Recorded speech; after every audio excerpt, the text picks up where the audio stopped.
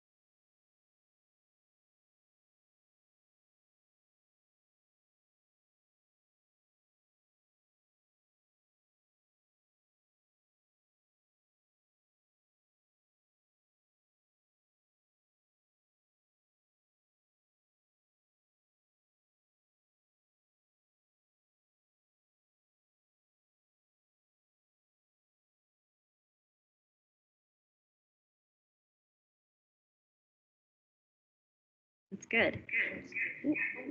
That's not good. Is it this?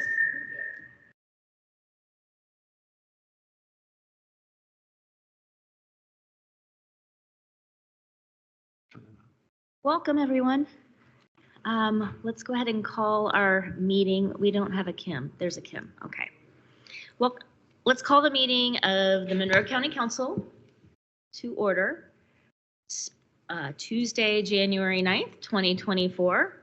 And I will note for the record that Councilor Munson, Councilor Hawk, Councilor McKim, Councilor Deckard, and I are here in the Nat U Hill room. And do we have anyone on Zoom?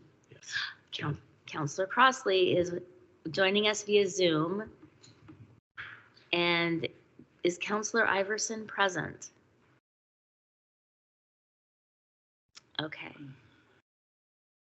I know he had not been feeling well, so maybe he will join us via Zoom, or maybe he won't make it. I don't mean it like not make it, but not be here. Terrifying. Okay, we will now stand for the Pledge of Allegiance. I pledge allegiance to the flag of the United States of America and to the republic for which it stands, one nation, under God, indivisible, with liberty and justice for all.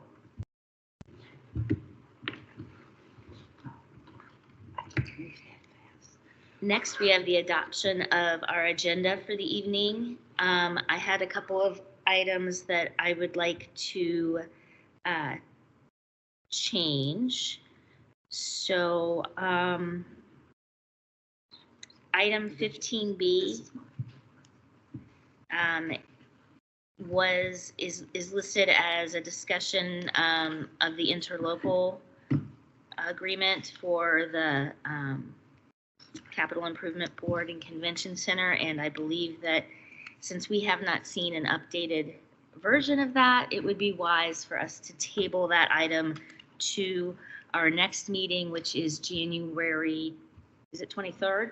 23rd. And I'd like to combine with that too, unless there's an objection, could we table the item 16A and item 16B, which are ARPA additional appropriations, since we don't have any at this time? Okay, and that is just tabled to the next meeting as well. So both those things tabled to January 23rd. And that is my motion. Second.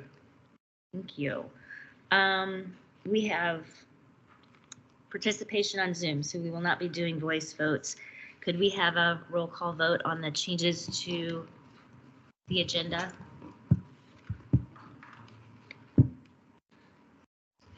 Councilor Hawk? Yes.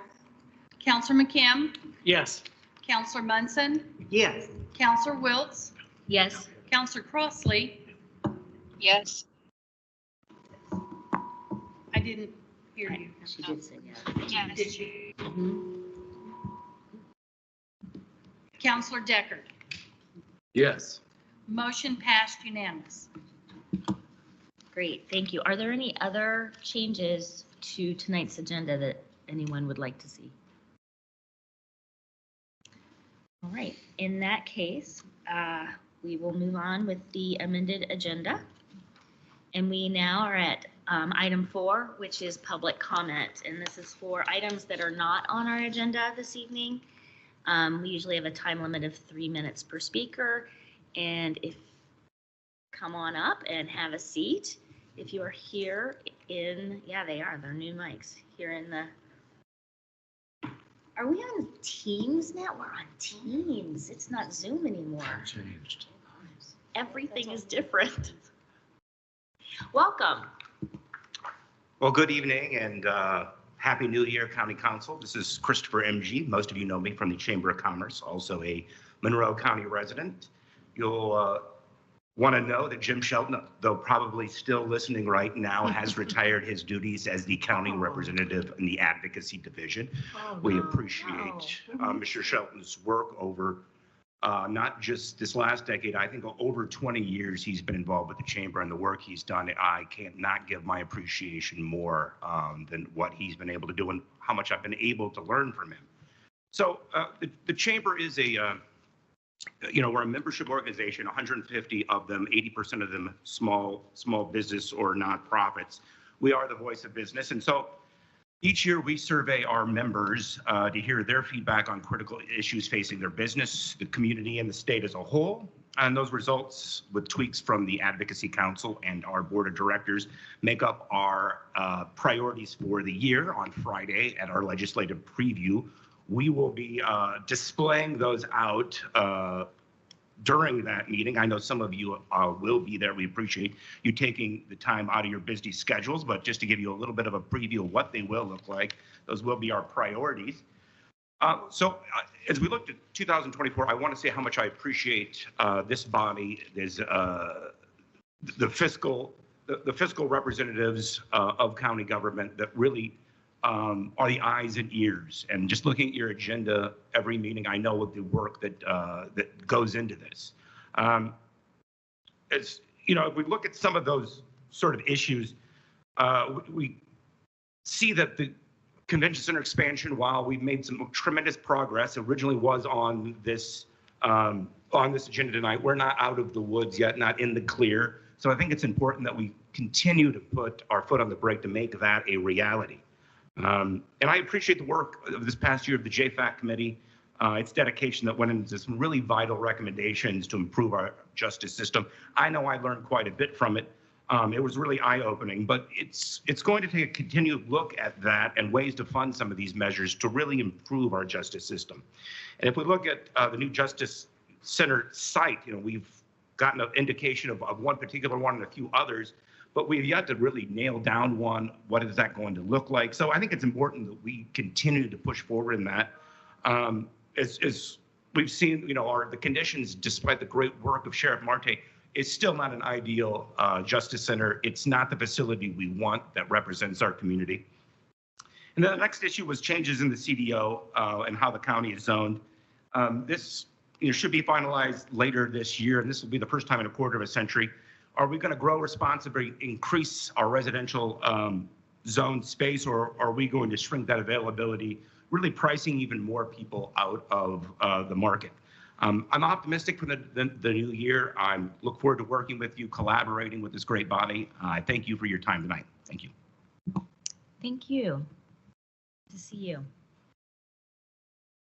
Are there any other members of the public wishing to make comment? Or elected officials? Good evening, Council. I'm sort of addressing you as a member of the public and as the auditor that I'm elected to be. But I wanted to let you know that publicly, I would like to thank Jessica McClellan for being treasurer opposite of me for the last 7 years. I do want to happily report that we balanced every single day. We worked very, very well together. It was pretty much a seamless operation. I really like that because I've worked under other circumstances as treasurer with other auditors, and it was not that way. It was a struggle every single day. So it was a pleasure to work with her and to work as a team with her by my side. So I want to publicly thank her for that.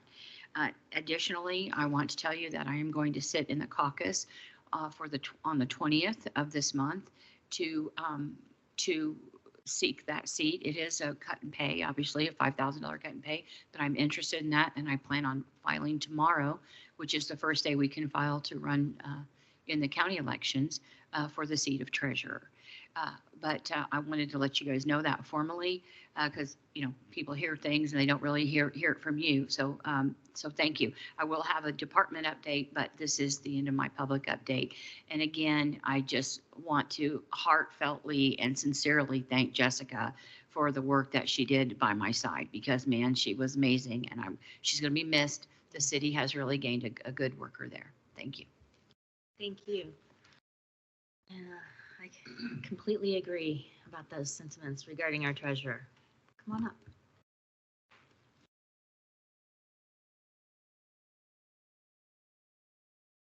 Welcome. Good evening.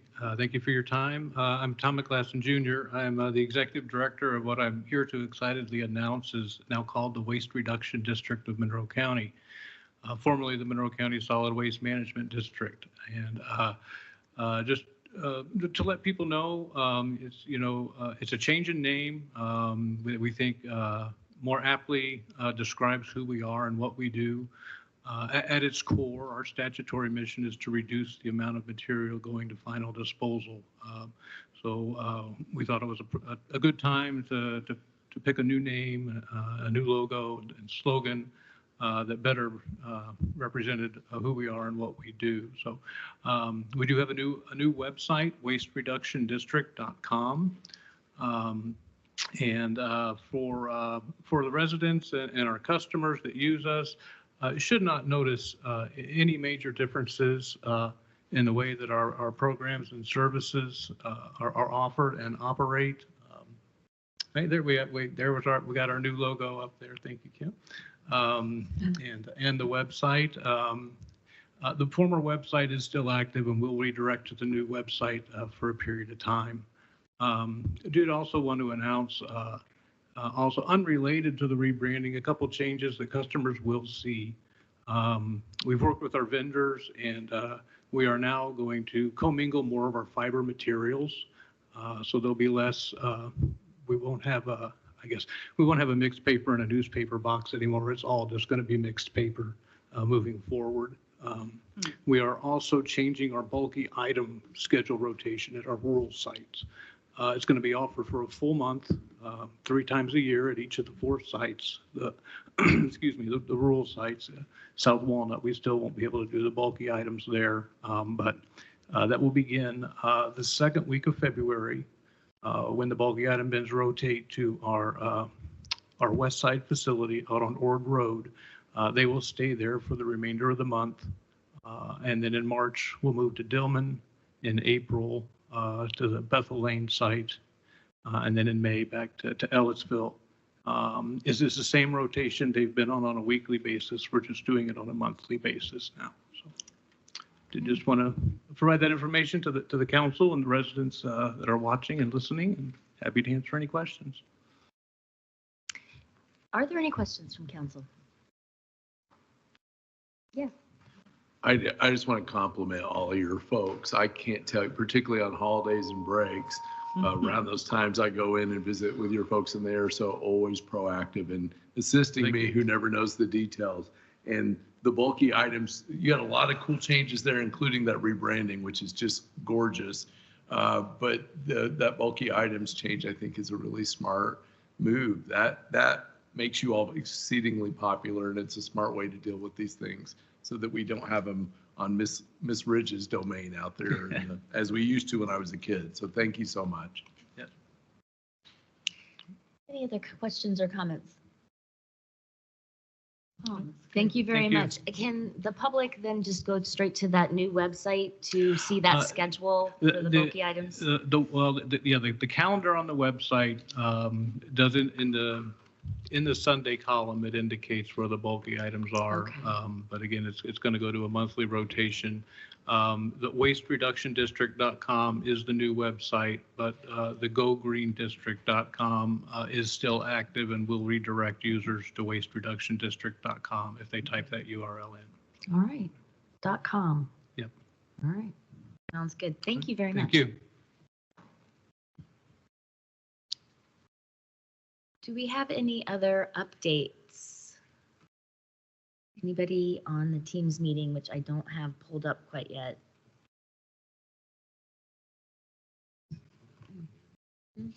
Okay. Any other departments wishing to make an update? Yes. I would like to note for the record that on November 14th, 2023, we approved a fund-to-fund cash transfer from Fund 1238 in the amount of $235,000. We are noting for the record that that actually should have been the restricted, not the unrestricted. So it's from 1237.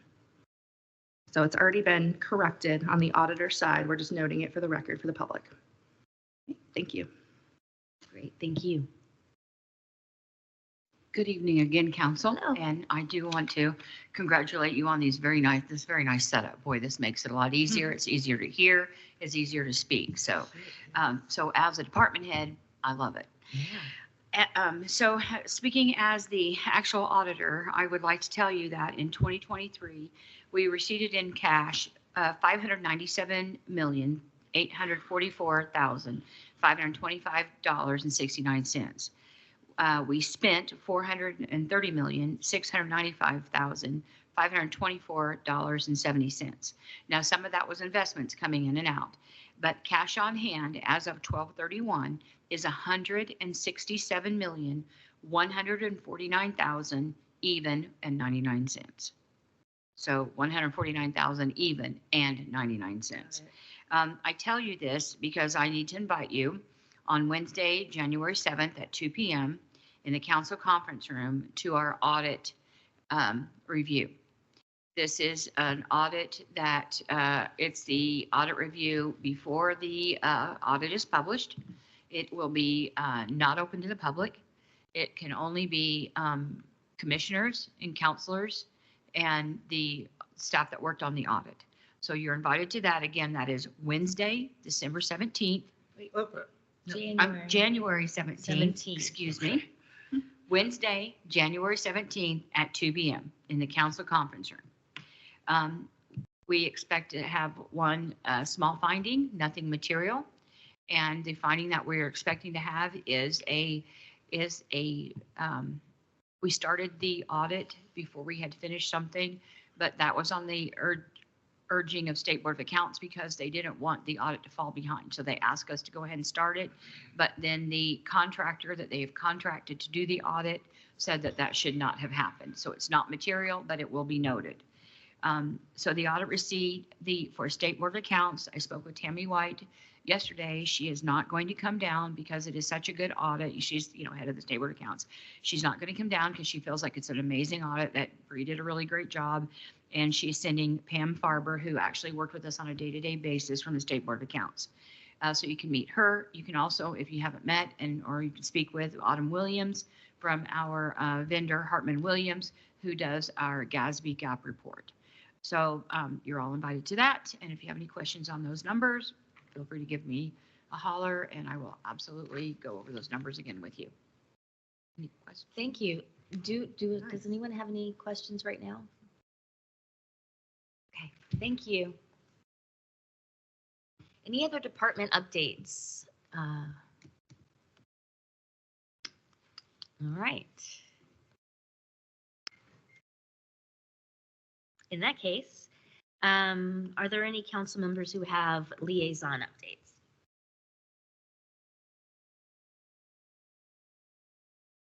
Nope, no updates. All right, that's fine. What? It was a quiet holiday Yeah. break that Totally we had.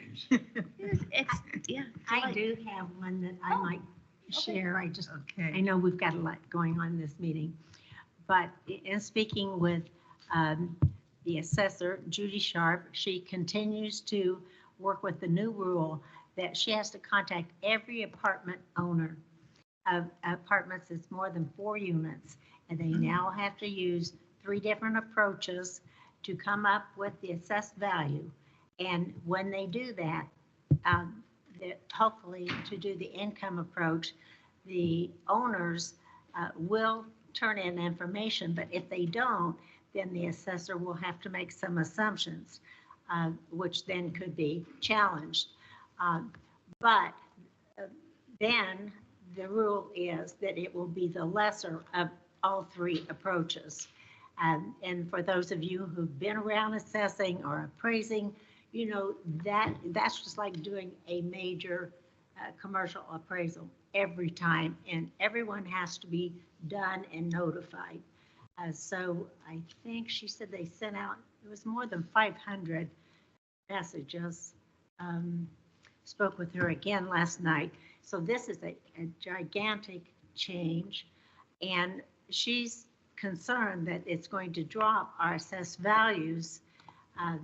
Now, to the extent we really don't know as yet what the change will be, but it's something for us to be watching because we know our rate controlled funds is the rate times the total assessed value. So if we don't grow our assessed value as we have in the past, then that could mean lesser dollars coming into those rate controlled funds. Thanks. Thank you. Appreciate that information. Any other,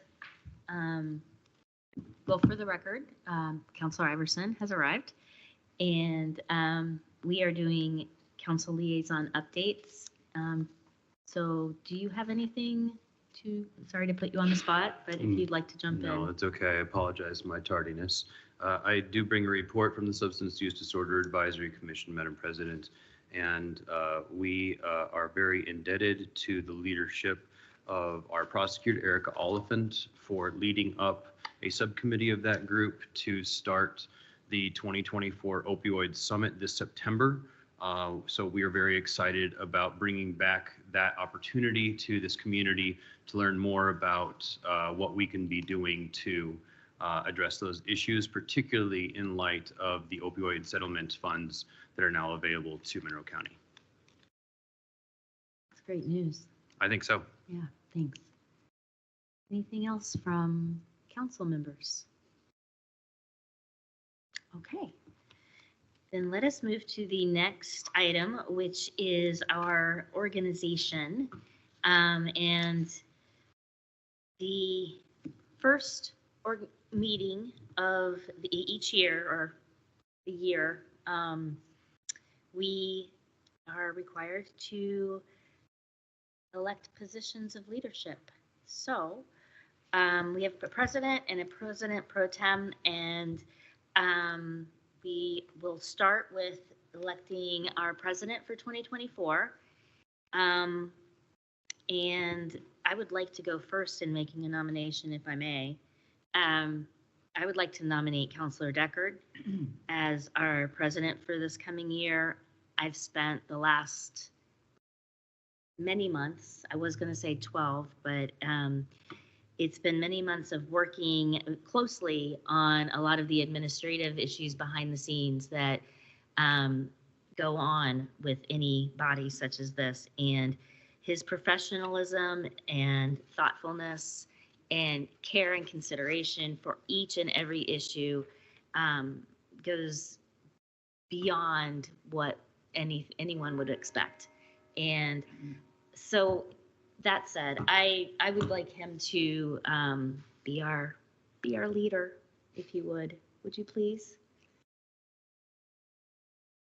Second. I accept the nomination. Should I say a few words or? Let's see if there are any other nominations, and then I do want you to say a few words. Anybody have any other thoughts? Since I cut off everyone with my jumping in. Okay, please do.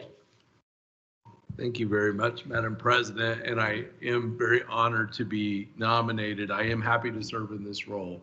I look at this council and I see a collection of individuals who love this community, who put this community first and foremost. We occasionally have disagreements. We occasionally bicker. Sometimes some of the conversations that we have to the side, faces might get red, but it's because every single person up here loves this community. And that is a great thing. So I consider you all to be colleagues in elected office and friends, very much. And I've served now since 2019 under 3 different council presidents, including President Wiltz. I've known a lot of other individuals that have either sat on this council or been in this role. And I truly think the mark of a good council president is that they're less of a president and more of a facilitator of dialogue and discussion. And I think and I've said this in other meetings about our political system currently, I think if we had more people generally and more bodies facilitating discussion amongst themselves towards a goal of getting things done, good heavens, the places we would go. So if I am your president, if I have this good honor, and I have to say, coming from a My daughters are 9 generations in this community, and the fact that I could serve in this way, even being in this office as an at-large rep, that's a humbling thing, and it's a huge honor for me. I do want to say, Madam President, that I'm going to model what you have done, because in those meetings, when we're trying to figure things out, I've watched your diligence. You continuously fight for what is right over what is wrong, what is more efficient, rather than just, well, we've always done this way. You ask tough questions, and I've watched you more than anyone else bite your tongue to defer to getting things done. And there's something to be said for that. I mean, if we watch the news, we don't see that a lot, do we, friends? So I see my role in this chair to do that and more of the same. There's a couple things I want to lay out that I would love to see this council do in the next year. It'll be no shock to anyone, because our chamber liaison said it very well. And by the way, Jim Shelton, we want to thank you for your service. I wish I had a wristband up here that said, how would Jim Shelton vote? Because I try to stick generally in his direction. He's represented both the chamber and CASA well. So it's folks like that I model. But I think long-term, short-term, there's just things we've got to work on. We're tasked with finance here, financing the work of this county and making sure that we have what we need so that folks like Ms. Ridge, our emergency management folks, that they get to do what they do, the clerk and the elections, to get what they do, our officers under the sheriff, they get to do what they do, and that their folks are well taken care of. And so in the next year, I'd like to have a finance committee that looks at some of these issues. And by the way, I stole this from President Wiltz, because she talks about this all the time, and she got some of that from also Councilor Hawk. I mean, this is not my plan, my ideas. These are what we talk about. But to look at our issues, talk with our friends at FSG, and figure out, what do we need to be asking about? What do we need to do? If we all go back to the pandemic, counselors, and we think about that, we got through, knock on wood, hopefully we're through it. We got through that pandemic because people before us, including some of you, Councilor McKim, Councilor Munson, Councilor Hott, some of you were good stewards, and you did what you needed to do to have money so that we had that. And it still helps us to this day. So we need to ask that in the short term. And I'll be hopefully talking more about that when we get to appointments. We do have to build a justice center. We know that. Mr. Emge talked a lot about those issues. We've got to do these things. This is our duty. And when I first ran for office, I remember people just kind of generally talked about, well, we could do one or not do one and blah, blah, blah. But we're moving that direction, and we need to commit to it. The same for just continued dialogue on every single issue that we have. You know, there's so many issues in our community that are not owned exclusively by the city or townships or town. They're owned by all of us, and I want to see us continue that dialogue. I'll do everything I can to that. And I'm going to push folks in other elected bodies to continue conversations on behalf of this council. And if the council ever thinks I'm doing too much on that, I'll stop and I'll let somebody else do it. But I'm going to do that because there's enough homework, enough headaches on health and investing in our town and investing in our county, investing in our smaller communities to get us there. And so I just tell my students all the time, I believe in working smarter, not harder. And I want to figure out how we work smarter for these employees of this county who do such a tremendous job and how we get things done.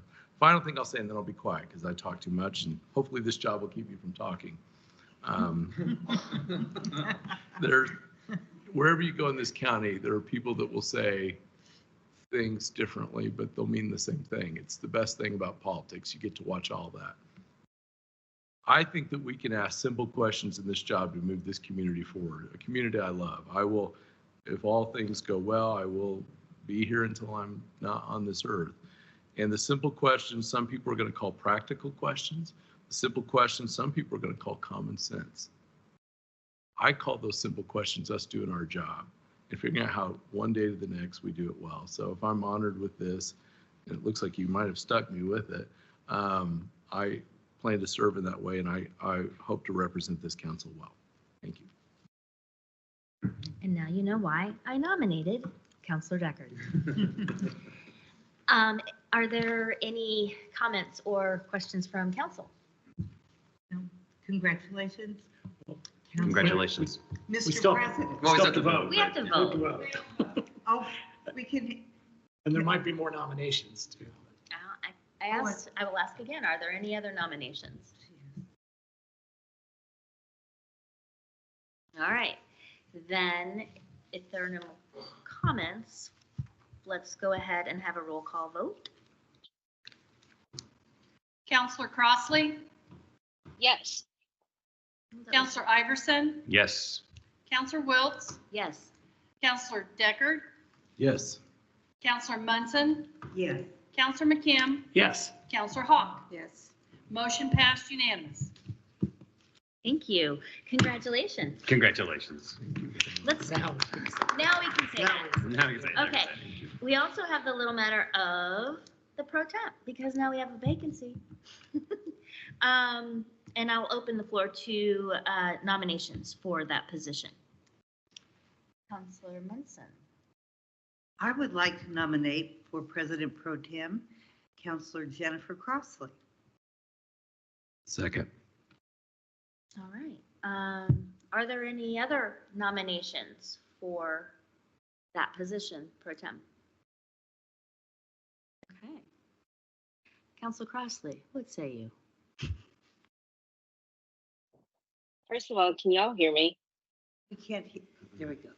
Not really. I mean, barely. Okay.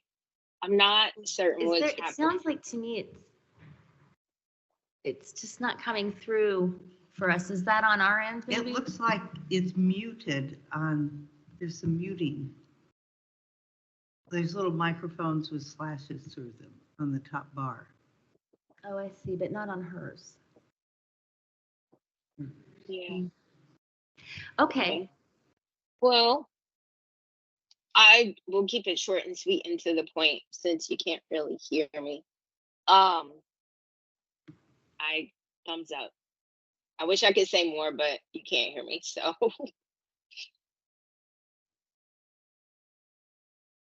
We can read. We're following along with the transcript that's coming as you talk. So please feel free. Okay. Well, I appreciate the nomination. And I appreciate for my colleagues to vote for me as well. Being on this council since December of 2021 has been the most joyous time, and there's no other place that I'd rather be besides being on county council. And I look forward to working with now President Deckard and trying to make sure that we can work together and work smarter, not harder, but also making sure that we are working more in a collaborative approach with the rest of the county, as Counselor well as Crossley? looking for, Can you hold on just a second? Because we lost the video feed for the rest of the room. And so they can't see the. Okay. What's going on? Okay.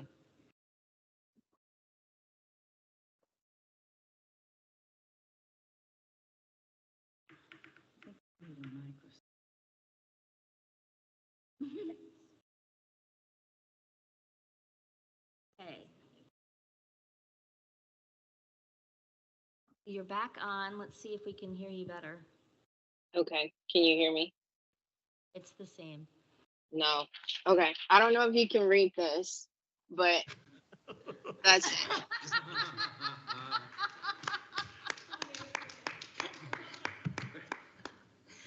For those of you at home that couldn't read, I think it said, thank you, right?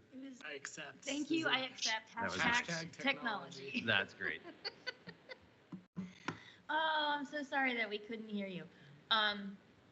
Do you, Sure. pretty fun, pretty fun. I won't ask you to continue then, because, yeah, that's a, are there any questions or comments about the nomination?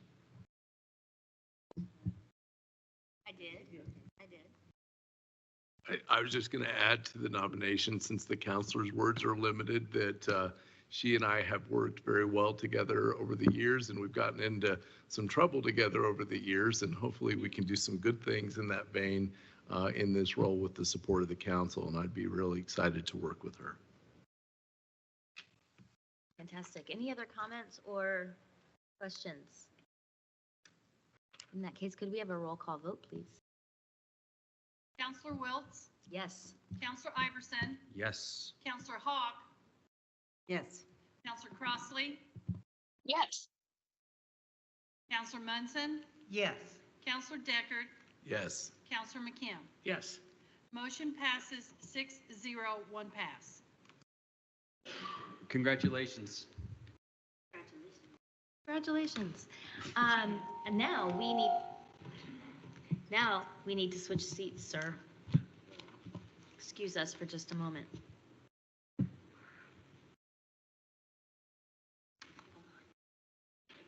How are we going to do that?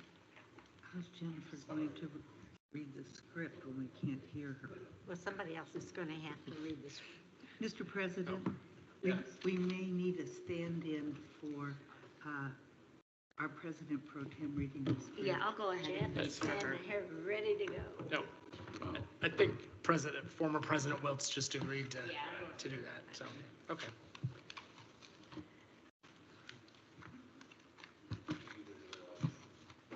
Thank you. Okay, Thanks. thank you for that. Slightly different view. Yes. The seat seems awful high, counselors. I don't know That's about because I'm this. short and I put it up high. Thanks for your patience while we get set back up here. It takes a lot of great folks that help us do what we do, so we got a lot of paperwork here that we're looking at. Before we dispense with officer elections and move on to liaison updates, I do want to take a moment. The council has come together for this recognition for President Wiltz.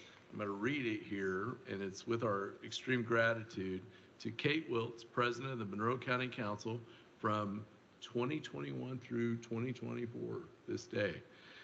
From your grateful council colleagues for extraordinary service. And we want you to remember us well and not anything negative as you move along from the chair.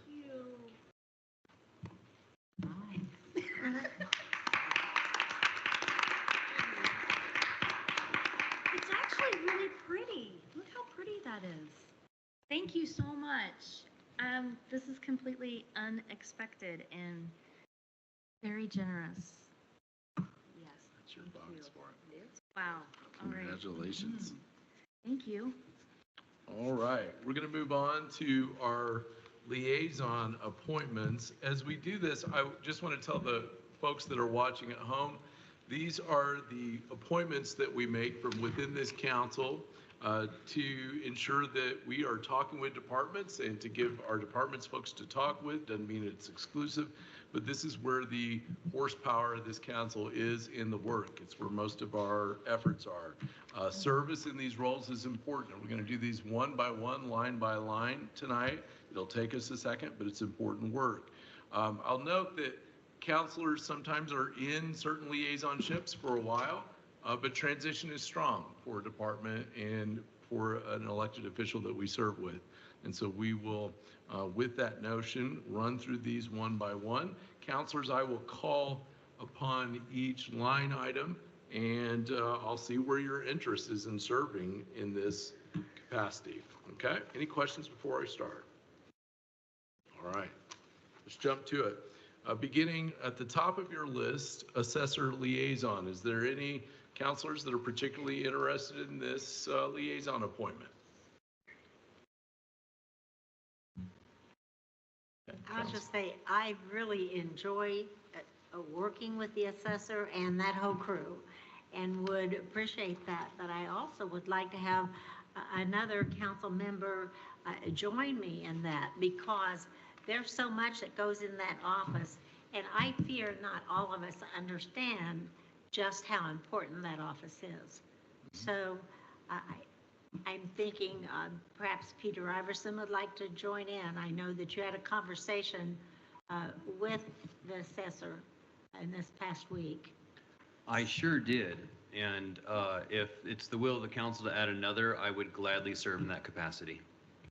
Hearing no objections, sounds like we're ready to go. Thank you, Councilor Hawk, Councilor Iverson. Let's move on to auditor liaison. Is there any counselors that are particularly interested in this appointment? And I'll note that typically, due to our financial nature of our roles, the president of the council has been a liaison. So I'm willing to do that again. Is there a second counselor that would particularly interested? I know it seems greedy of me to say, yes, I would like that, but I do work with them routinely and just would enjoy that. I mean, I like everything having to do with finance, so Absolutely.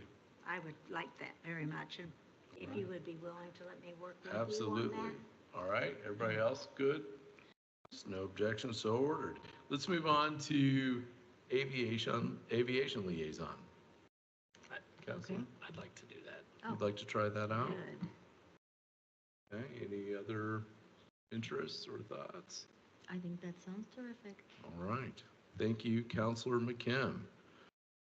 Let's move on to BDC membership. Counselor oh. Crossley's got her hand up. Okay. Counselor, would you like to take BDC this time? All right, thank you very much. Any other comments? Yes. Not about that directly, but I put our list into a spreadsheet that's supposed to, if I did it right, tally up how many each name is. Right now, there's some, because I've put my name on a couple that I want, but if anybody gets overloaded and is like, wait, have I signed up for 45 different liaisons? I'm supposedly tracking it here, so if you need that info, ask me. Awesome. Thank you I very promise much. I won't ask for all of them. But I don't promise that. I won't call them all, and whenever I want to, I always do. That's right. We've also got Bloomington Economic Development Corporation. Commission, pardon me. We do that every year, don't I we? know we do this. So for that, any counselor particularly interested? I mean, I've done it for about a lot of years. I'm certainly also, if somebody else really wants to do it, I'm This is an important year, and you should be doing it, and then have somebody learn from you. Counselor Munson, I think I No, saw. that's okay. Oh, I didn't. Counselor McKim. I'm just down here on the end. I'm sorry. Let me get back. No, it's fine. Or would you is like to that, pass it when are off? their meetings? Are there regular meetings for that one? you know, it's only if there's something on the agenda, so it's only every couple of months. It's you know, it's the same as the counties. We review tax abatement applications, and Fine. economic development, incentives, and that sort of thing. Sorry, maybe we could have two for this, if you think, just as a learning process for somebody else since on it for so long. It's a statutory appointment, Oh, so but it you know, needs Cheryl, why don't you take Counselor Munson, will you take it? Should take it. Change is Counselor good. Munson. Change is good. Okay, I'll do it. Got it. All right. Thank you, Counselor Munson. Let's move on to building liaison. Any counselor particularly interested in that appointment? I had it before. Keep doing it. Counselor McKim. All right, clerk liaison. We have two for that. Counselors particularly interested, Counselor Iverson is. Kim. Good. All right. Good with that? Objection, so commissioners liaison. Got two for that. Any counselors particularly interested? Typically, I think the president of the council, Pro Tem, does that. So Counselor Crossley, are you good joining me with that? Awesome. Community Corrections Advisory Board. Counselors particularly interested in that. That have regular meetings? Not very often, though. I'd be interested in doing someone else's claim. Claim. All right. Congratulations, Council. Convention and Visitors Commission. Counselors. We do. I know we may lose that appointment depending on how the terms of the interlocal come out, but we still, I mean, I've been doing it for the past year. I wouldn't mind continuing, understanding that Right.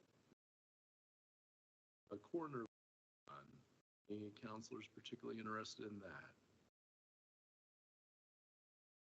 Iverson. Else? Good. Council office liaison. I think they're stuck with me. Sorry, council staff. Let's move on to court liaison. We have two. Councilor Munson's interested, perhaps? So I'm interested because I think it's good to transition departments, and I've never worked with, so. Councilor Munson, I need a second. Councilor Crossley, saying yes, right? You got it. Thank you so much. All right, let's move to dispatch policy board. Is there a counselor interested in this? I see Counselor Wiltz's hand. Good, congratulations. Downtown Bloomington Inc. Board. This is a fun one. Interested in this liaison appointment. I'd continue on if nobody else. Counselor McKim. Counselor Crossley, is your hand up for this or something else? Nope. Okay. Counselor McKim, we will stick with you in that role. Let's move on to emergency management. We've got both the liaison to the department and the advisory EMAC council. Counselor Munson. I did this for only 1 year, but I'd be happy to do it again. You will do it well. Awesome. Counselor Crossley, were you? No, just a hand there. Okay. Let's move on to employee services department liaison. What counselor might be interested in this? Counselor Iverson. I'm happy to stay on. All right. Thank you very much, Counselor. How about the Environmental Commission? I would like to stay on, however, if anybody else would like it, but I would like to stay on. We're in the middle of some really interesting things. Yeah. As much as I agree that it's important to mix us up, you've got a lot really invested right now. Yeah. I think that's a good one. We will stay the course. Congratulations, Environmental Commission. Extension Liaison. Is there a counselor that's particularly interested in this? I can do it. I've done it before years ago. Does anybody else want this? I like it, but I don't have to. Go for it, Kate. Okay. Counselor Wiltz is at Extension. Yay. Food and Beverage Tax Advisory Commission. I will continue this because it's a mystery. We like mysteries. We had no meetings last year, and I want to uphold the standard. No. That is because we had no proposals and requests Right. Hopefully that'll for change. use of the funds, and I've already had an email about this. Oh, cool. That's completely unexpected, but it's good. You stay the course. And there's, we're changing, I spoke with Molly, and there's just couple with this, so that that's going to be updated, to make sure that everybody knows that they still have to come to that group. Yeah. They don't Yeah. have to do what that group says, but they have to come. Right. Yeah, very much. At some point, she might not do it. I have been reviewing the changes to the food and beverage tax codes, and I'm in the process of drafting an updated resolution for consideration, probably either at the next meeting or early February. Oh, that will be excellent. It's very timely because we have a forthcoming request. Okay. Kathy Smith. Yes, every year the report is late from that commission. And so this year it should be very short and sweet. I think we'll probably get it on time since there's nothing to report. Remember, we're supposed to report in February and we always forget. So there, I mean, we have the cash that we've collected, but so I just want to remind that you that it is, even though it's going to be, we want to follow the rules until she gets the new one written. Rules written. Delays in that report have come about because we don't have information from the city that is to be included with information from the county. We're not there's no problem with the county, but with Jessica McClellan, now the city controller, I expect everything will go very smoothly. Yes, yes, and we haven't spent any money, so there's really nothing to report on the county side, so I just want to point that out. The report actually comes from the commission. It comes from the commission. The commission. We will do it. All right, I'm going to keep us moving. Good discussion. Next, we have the Greater Bloomington Chamber of Commerce. And if no one wants it, I wouldn't mind having it. Mr. Imke and I do meetings at Urban Air, and I think it's a good dialogue that we have. That's hilarious. And other places. Okay? All right, no objections.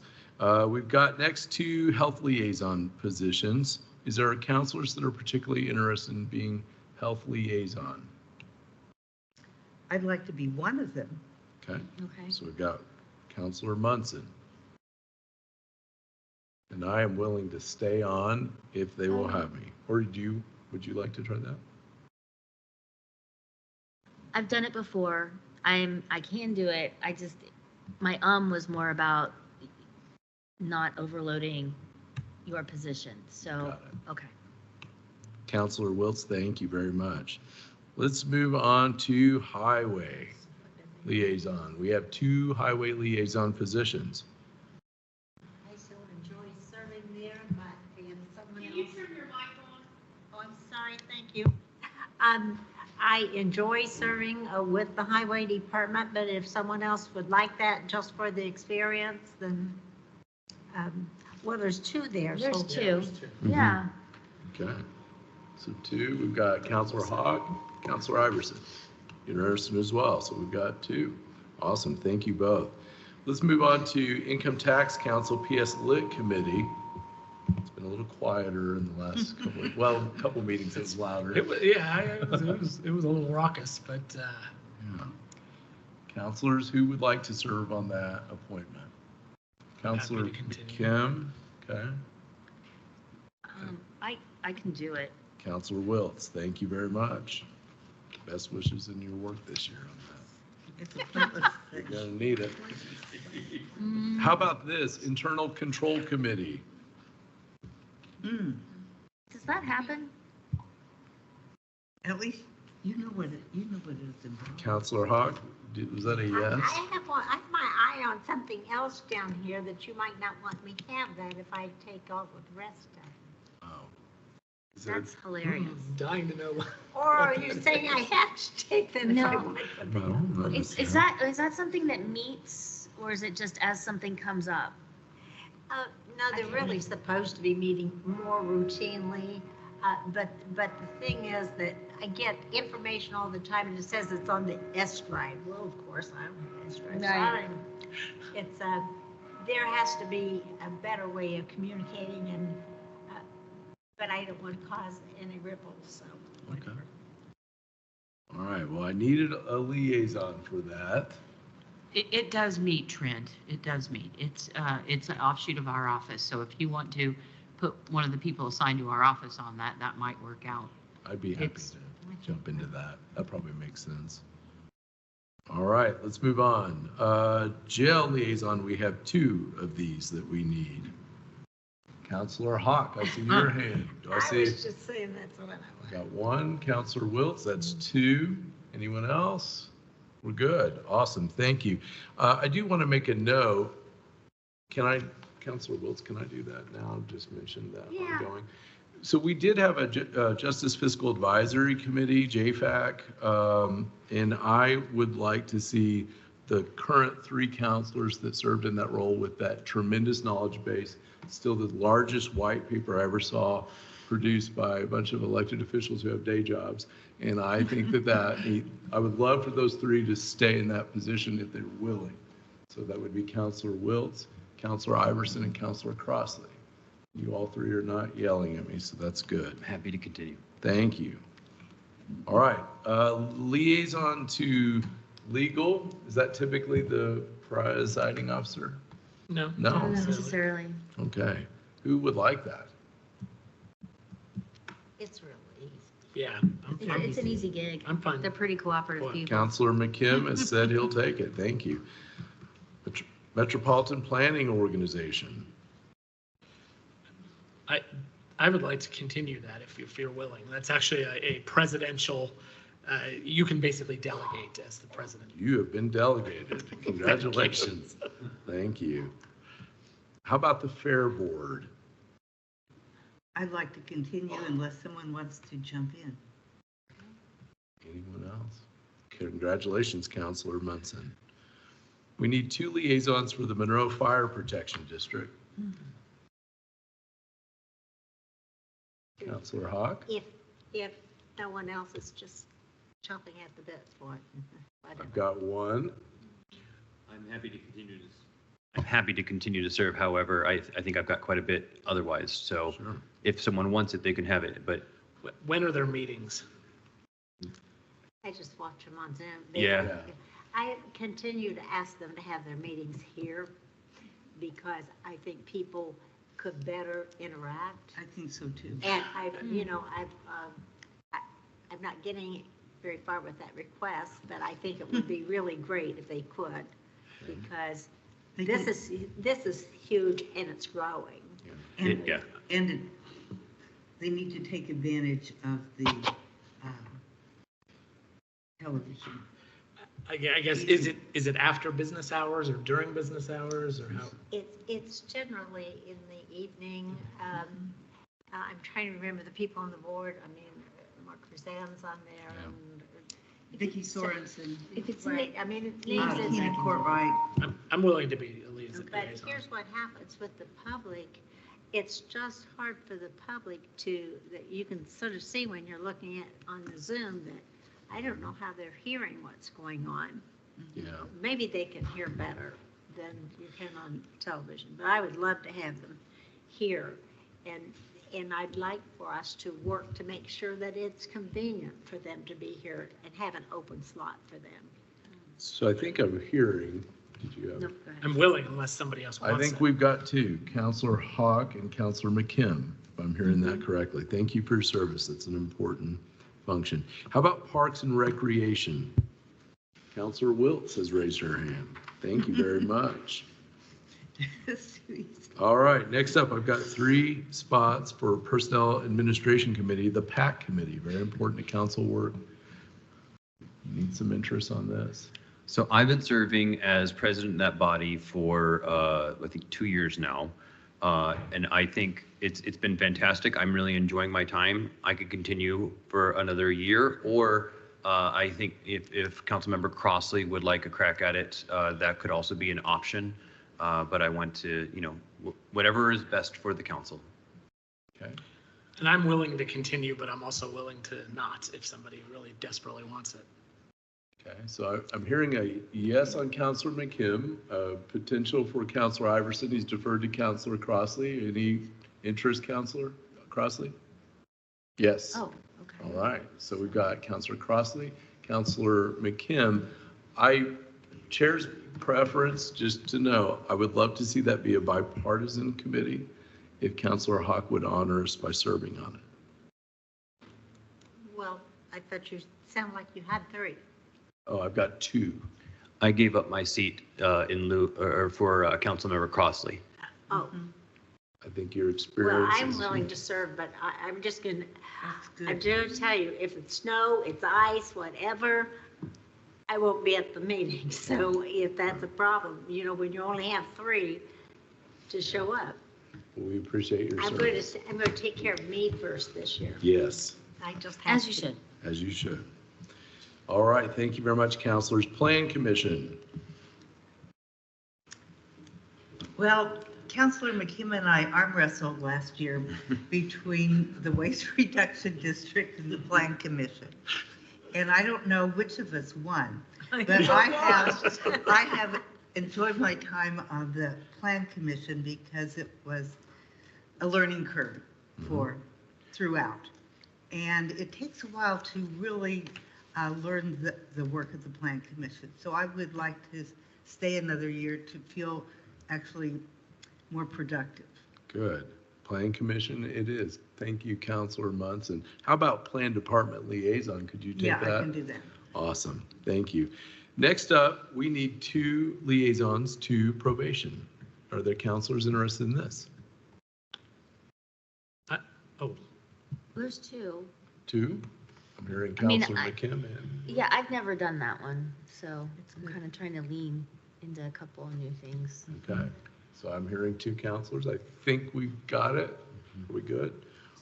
So I didn't write, so who did It's Wiltz and McKim, for probation? probation. I don't think I've done it. All right, let's move on to prosecutor liaison. Do I have counselors? I need 2 that are interested in this. Counselor Iverson. Any other counselors? Let's see.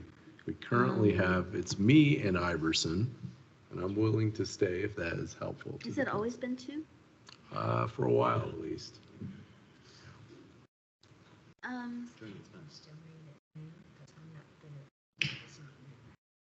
I can try it. All right, Counselor Wiltz and Counselor Iverson.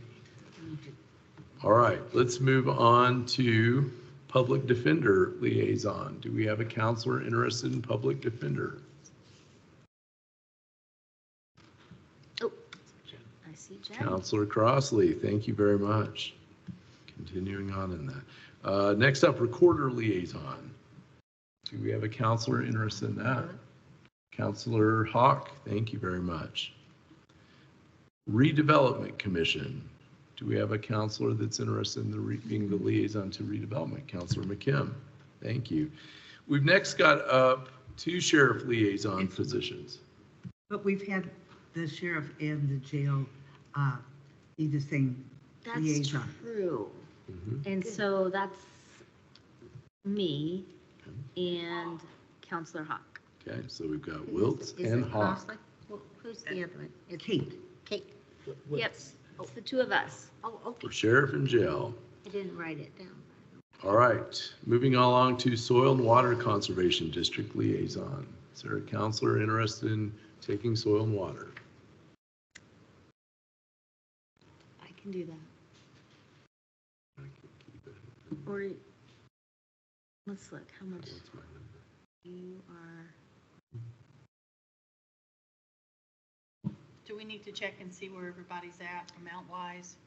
yes, She's that's got what her I'm tally. looking. Okay. I Why don't see- you, Kim, do you have it right now too, so we can compare Yeah. with Counselor Wiltz's tally? Yeah. Let's hear it. Let's see if it's working. I have, for Counselor Hawk, I have 9. Who? 9, Counselor Hawk. Hawk, I have 1, 2, 3, 5, 6, 7, 8. I have 8. I suggested Bum, too bum. many. I also have 8. Got 8. Oh, that's because I have these. Oh, yeah, there's, I was making some guesses on some stuff. All right. Who else do you want to know? I think that's been the same one as the highway in the past, right? soil and water. Yes, I've been, Oh, This time it's me, or Soil and water Stormwater. conservation. oh, It's I'm Stormwater. on stormwater. yeah, stormwater has. so Deckard has 5, Crossley has 6, Iverson, I think I have you at 9. I've got 8. Really? That's because I wrote him twice for prosecutor. Did I sign up? yes. Okay.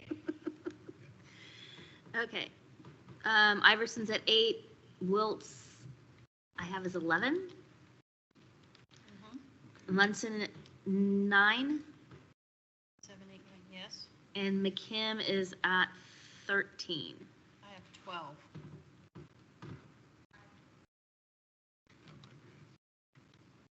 But I thought I- Plan commission counts Oh. as several. That's true. I mean, Plan plan commission commission should should count- count like You're right. 5 or something. You're right, I'm one off Commission because is- Yes. I was in here playing around. Okay, So does it he's make, at 12. So the present one is still soil and water. Is it, I'm sitting kind of peckish there, No, well, or am I? not for the fact that you're the president, in my opinion, my humble opinion. You're like, I've lived this. I can do it. Soil and water? Mhm. Thank you very much. Let's move on to 3 positions on Sophia Travis Grants Committee. Important work, particularly in summer. Councilor Munson? Thank you. I'd like a second crack at it. Councilor Iverson? Another. It's- Councilor Crossley? So Do you feel like you're at an auction? Yep. All right, moving on to stormwater management, and I think, as Councilor Hawk said, it pairs with highway, so that will stay with Councilor Hawk. Yes. Substance Use Disorder Advisory Committee, SUDAC. Slash opioid. Slash opioid. Now, is that 2 separate or 1 combined? It's 2 separate. One is a commission, one is a workforce. But I'd like to stay on it. I'm the president of that at the moment, and I'd like to finish up what we're working on. Okay. Thank you very much, Councilor Iverson. Surveyor Liaison. Any counselor interested in this? I've been it before. I'm willing to continue unless somebody really wants it. You are appointed. Thank you so much. Technical Services Liaison.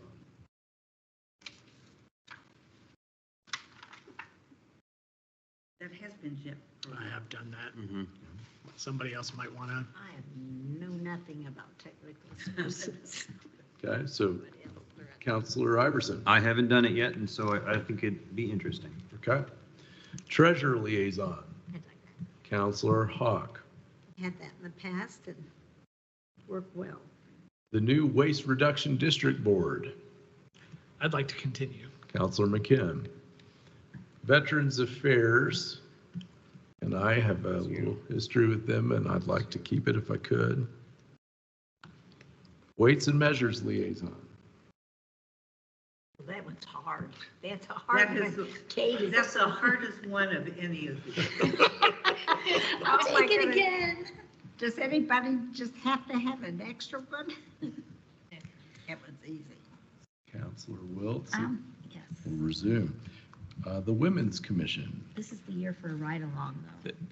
This is the one that, this is it. So far, their meetings have been at Thursday at 5:30, and I have a standing conflict. I'm never able to make that time.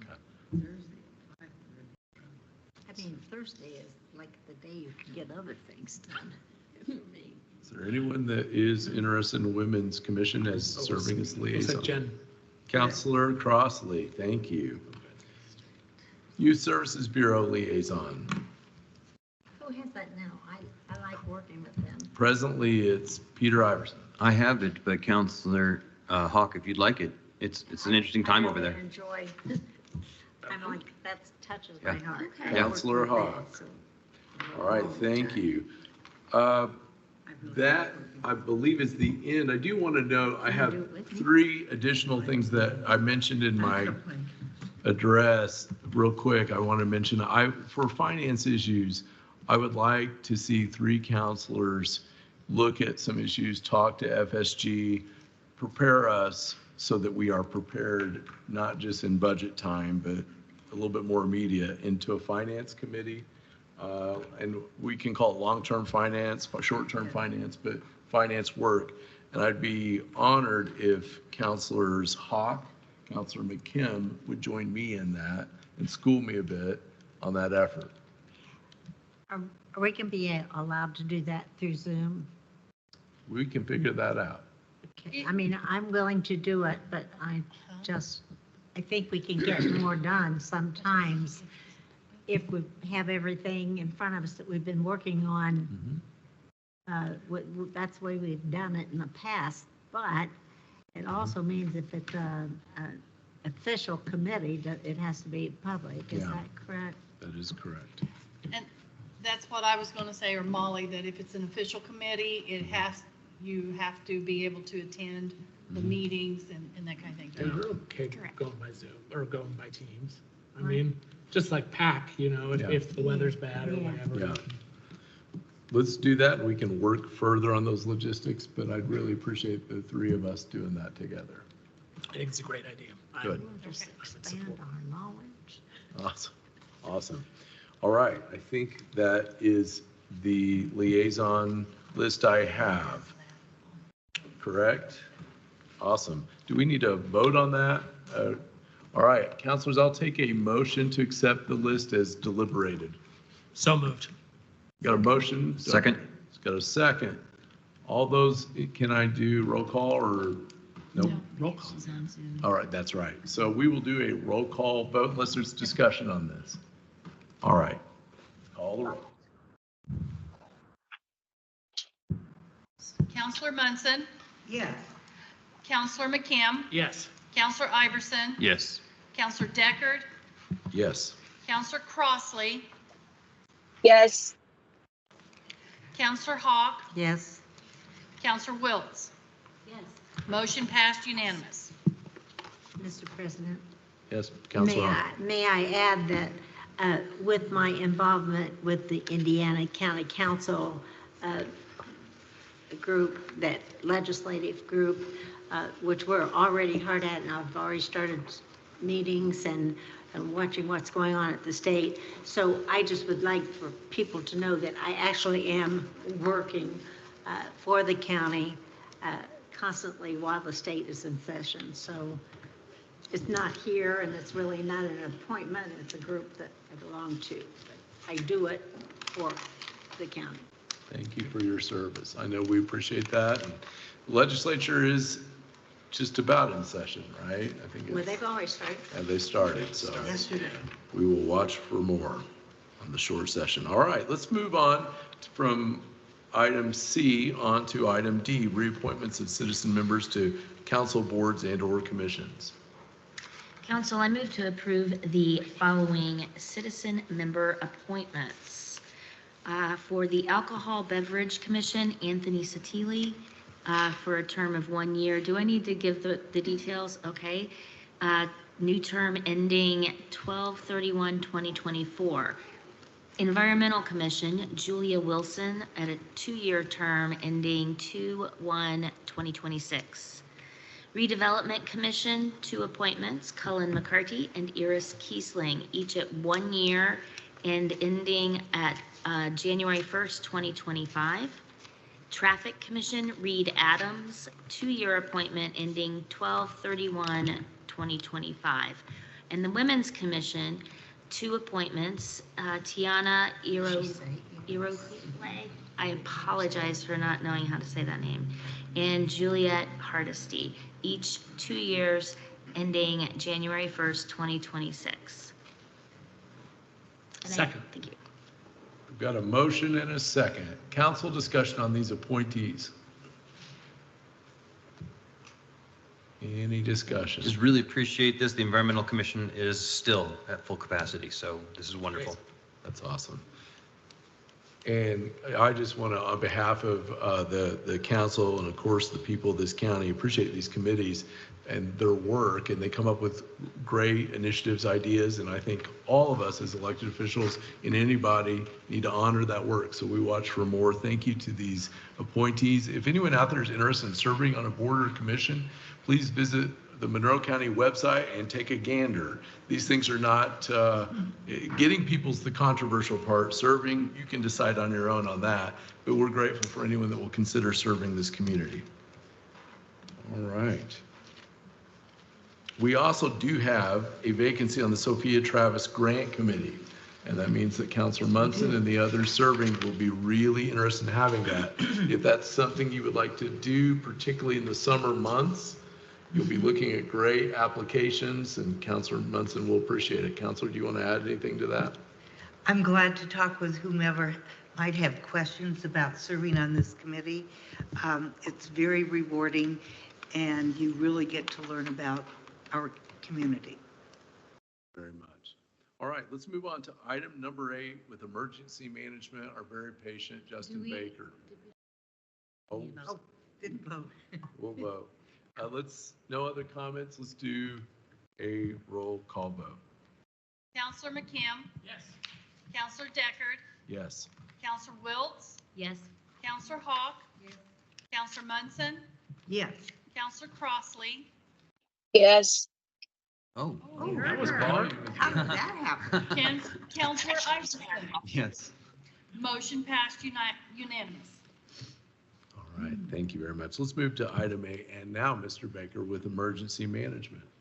Council, I move to approve the Emergency Management Department's request for a category transfer in Fund 1000-0361, General Fund Emergency Management of $655.61 from the supplies category and $4,301.80 from the services category for a total of $4,957.41 to the personnel category for the 2023 budget. Second. Okay, thank you. Mr. Baker, thank you for waiting through all that. We appreciate it. Thank you. Good evening. Yes, on December 21st, we received notice from the auditor's office that our personnel lines in our budget, 2023 budget, was showing negative and didn't have enough funds. So under the guidance of the auditor's office, we submitted a category transfer report and to fix the issue. And we have been working at the budget for this next coming year to make sure we don't make the mistakes. Thank you very much. Questions, comments from counselors? I'm glad the auditor's office caught this and that you can start the new year with a good foot Yes. or feet. Okay. Thank you very much, Counselor Munson. Any other counselors? Well, I will now invite the public for comments. If there's a member of the public, either here in the Nat U Hill room or on Teams, that wants to comment, you either raise your hand or come forward and we would hear from you now. Seeing any motion, I'm going to go ahead and ask for a roll call vote. Counselor Hawk? Yes. Counselor Wiltz? Yes. Counselor Iverson? Yes. Counselor Munson? Yes. Counselor McKim? Yes. Counselor Crossley?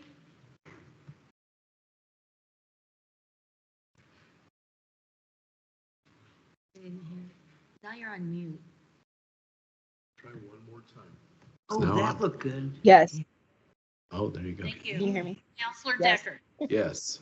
Motion passed unanimous. Thank you. Thank you very much. Thanks again for waiting. We'll now move to item number 9 with the Highway Department. Lisa Ridge, also thank you for waiting this evening. Council, please note that account line 37417 is project consultant, not project construction on the agenda.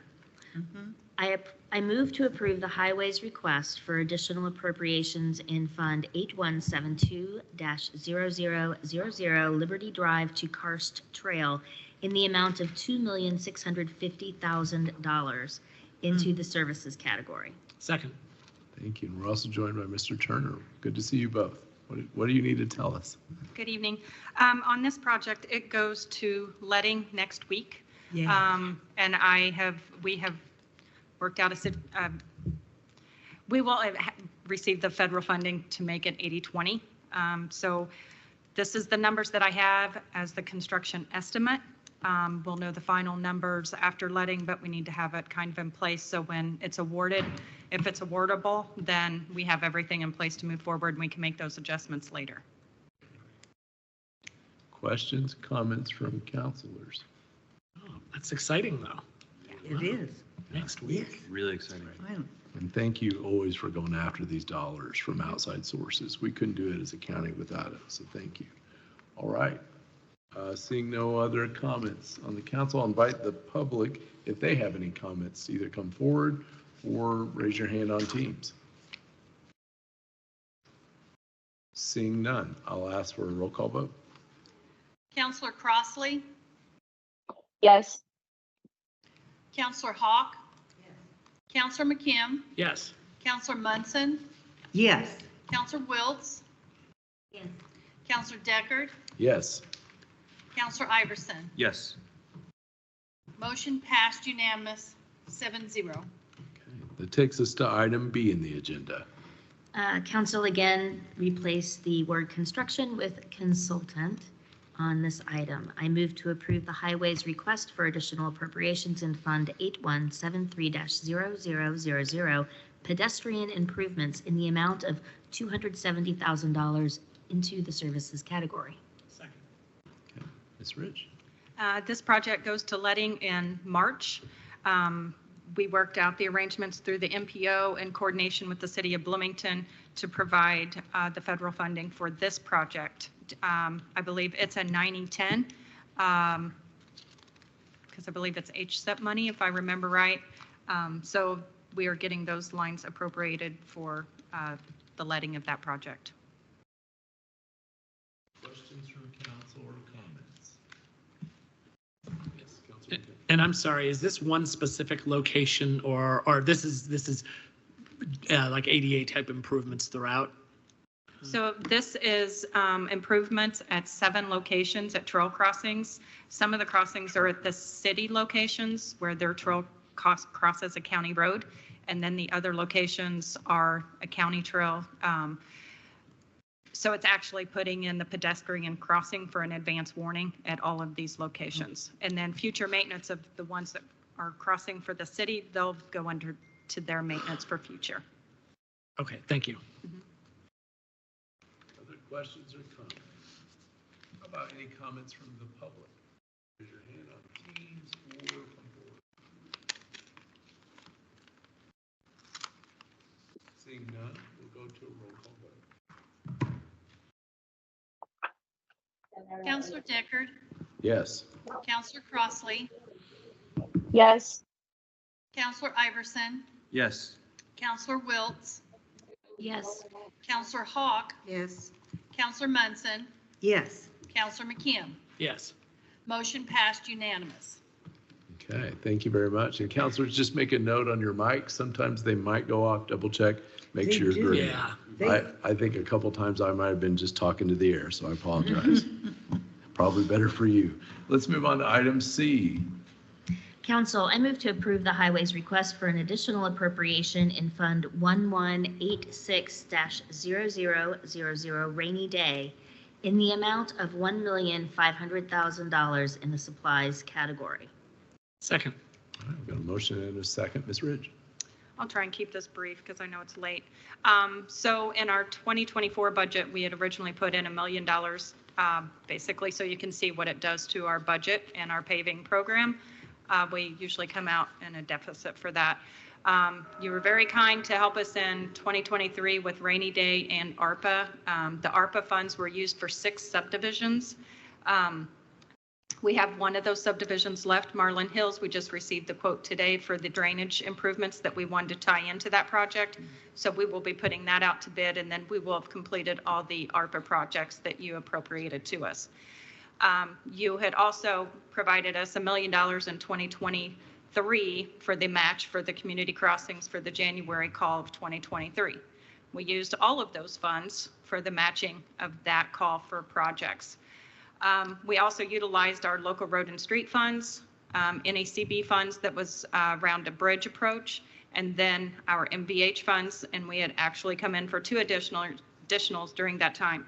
So we actually accomplished over 55 miles of paving. Doesn't sound like a lot, but to us, it's extreme. I don't think in 30 plus years we've ever paved solid 55 miles. That was prepping the roads, improving the drainage, ditching, everything. Our paving ended up costing us about $6 million last year. We spent every dime that was available on that paving. We would still like to ask if the council would provide the match for the community crossings that is out right now. NDOT did increase it to a $1.5 million match, making it $3 million worth of paving projects. Those are due the end of January. We usually submit it around January 20th or so. So if we need any feedback from NDOT or any issues with our application, then it can be returned to us. So we are asking for that match again to be provided. I can tell you if we do not receive that match from any type of source that you might have available, we would not be able to put in for the full match for the 1.5 because right now between our local road and street, our MBH budget, we have appropriated 1.5 million. That also takes care of anything pothole patching and any other type of work outside of our general paving. So if we were to provide that match, that's all we would be able to do is that 22, I believe that's 22 miles that we have that we would like to, it's 26 miles that we'd like to submit in that community crossing round. Thank you very much, Ms. Rich. Questions, comments from council? Councilor McKim. Yes, just on the rainy day balance right now. So was the $1 million last year fully expended? Or encumbered at least? It was all spent. It was all spent, Yeah. okay. So what is the balance at the beginning of the year? I was thinking it was around 7.7 million, but. It's a, like about 7.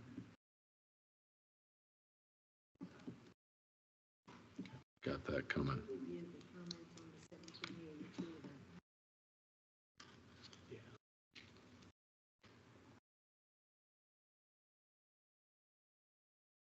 While we're waiting, Councilor Iverson. So do I understand it correctly that should this transfer be approved at a rainy day, that would be an additional, was it 11 miles of paving? Am I reading that correctly? If for the extra million, I get, yeah, it was 2 million. So roughly it comes out to, I think our average for a mile is 120,000. So yeah, you'd be looking at an extra 10, 11 miles. We've thrown different various roads into the list that we are submitting. One is a subdivision that needs a lot of drainage work, and we've already began that process of looking at those. We also include ADA ramps so that we comply with our ADA policy and sidewalk repairs when we do a subdivision. That's great. Do we have that number? Yes. Yes, it's $7,697,701.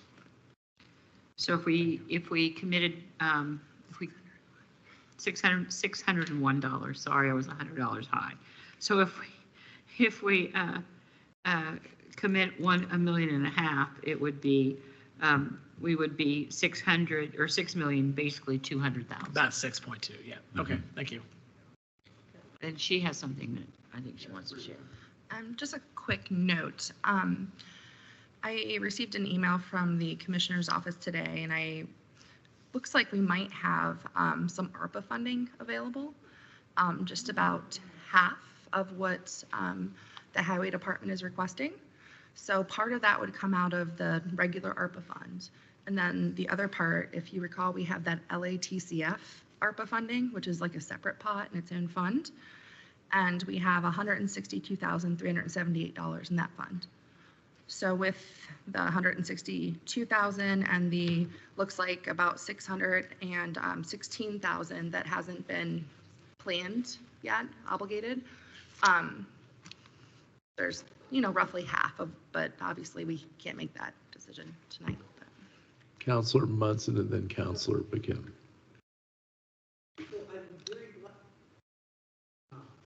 I'm very glad to hear that ARPA funding is a possibility. But our rainy day fund is well supported. It's full right now, and it exceeds our annual budget.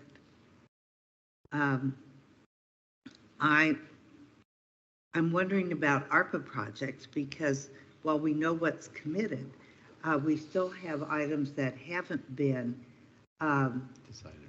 decided upon. And I don't feel really comfortable spending ARPA dollars without knowing the status of those projects and what's still out there as something that county officials think is important to at least discuss further. Thank you. Councilor McKim. Yeah, I would like to move forward and support this appropriation here tonight. I do think that ARPA would be a possibility, but there are a lot of other things that we've still been discussing for ARPA. And if, let's say later in the next month or two, we do decide to appropriate from ARPA for this purpose, we could then substitute that for rainy day. Essentially, I want to make sure that you have the confidence that you can apply for the full $3 million of community crossings projects. So That would be our goal too. We have to submit the financial commitment letter with our application, and I'm not comfortable to do that without, however you want to use your funds to fund it. We weren't comfortable of submitting that application without the council support. Councilor Wiltz. So I support this. I think, it's whenever you can do the matching like that, it's just hard to not try to find the money. And we do have a healthy rainy day fund. My question comes from, though, the fact that we've done this before. And at some point, we won't have rainy day funds if we keep going this way. So I'm just curious, what's the thought on a more sustainable way to keep up with paving? And I know you might not have the answer, but that's what's in my head right now. And I know that you've talked to us a little bit about, the 700 plus miles that you have and how long the paving lasts. And so it's like, am I missing something? Are we missing something that we should be thinking about longer term? So we have Cume Bridge, basically is with our bridges. And then we have a local road and street budget that can be used for roads, it can be used for equipment and such. Before 2015, local road and street was never to be used for paving. So I kind of see that's where we fell behind in our department, that's why we're playing catch up at this point. I'm not able to commit the full funding of local road and street, which I want to say is $1.5 million maybe, off the top of my head. I'm not able to commit more funding to paving at this point until I can close out the sample road projects that were constructed out of local road and street. The Hunters Creek Road project, originally the Curry Pike Roundabout project, originally the Bicentennial Pathway project. So after we can get those projects closed out in the upcoming year, we will be able to put more in local road and street to the paving program, which is our goal. It won't be a 1.5, but that's our goal. And when Trent brought up about the financial committee and stuff, I would be ecstatic to sit down with Greg, with FSG. He's worked great with all of our other programs. When I sit on the RDC as staff on that board, if there's options out there to make our dollars stretch farther, I would love to hear some options out there. Yeah. Thank you. That makes sense. Could I? Councilor Hahn. Yes, just as a response to that, there's committees at the state level working to see just what we can do to make a better funding stream for the highway department, because we are really doing better in this county than most other counties. So to get what has accomplished in our highway department is just phenomenal. But with the use of electric cars and the more economical, smaller vehicles, it's not using as much gas. Remember, that's how we get the money in between the wheel tax and the gas tax. And we also know that part of that is using the way it's split up. They don't split it up particularly just the way you might need it, but it is tied as well to population. So there's some movement among some at the state level to say, who really has the bigger responsibility that costs more money, and figure out a different way to split up the revenue that comes in at the state level for the gas tax. And so that's something that they're working on. We're all working on it, and also trying to make sure that the state understands every time they say, well, we can only use a certain percent of our revenue for one thing or the other, it makes it difficult for the highway. But that's why we have to work together here locally, but we have to work together at the state to get some of these things changed. Thank you, Councilor Hawk. I'm sensing that we're kind of wrapping towards a conclusion here. Well, a comment I want to make is I got more comments in the last year or so about the work that you did with those paving dollars than I think I did on most issues. And usually when we get calls about roads that somebody, as you could write a book on, somebody complaining about whatever it is, I heard lots of positive comments on it. And if this is anything like that, and we're playing catch up anyway, I tend to be like the other counselors and say, let's continue to play catch up until we figure this out long term, because any damage to a road that a car sustains becomes a cost on the families in Monroe County. You could write that book too. So that tends to be my sense. Any other counselor comments? All right, I'm going to ask for the public. Do you have any comments on this issue? Come forward in the Nat U Hill room or raise your hand on Teams. Seeing none, let's do a roll call vote. Counselor Munson, Yes. Counselor McKim, Yes. Counselor Crossley, Yes. Counselor Wiltz, Yes. Counselor Iverson, Yes. Counselor Hawk, Yes. Counselor Deckard. Yes. Motion passed unanimous. All right. Before we move to item D, I just want to note we've got two more items with Ms. Ridge, and then we've got one with the clerk, and then I'm going to do a recess just probably about 10 minutes so folks can run the restroom, do whatever they need to do, and then we'll get going again. So about 3 more items. Let's move on to D.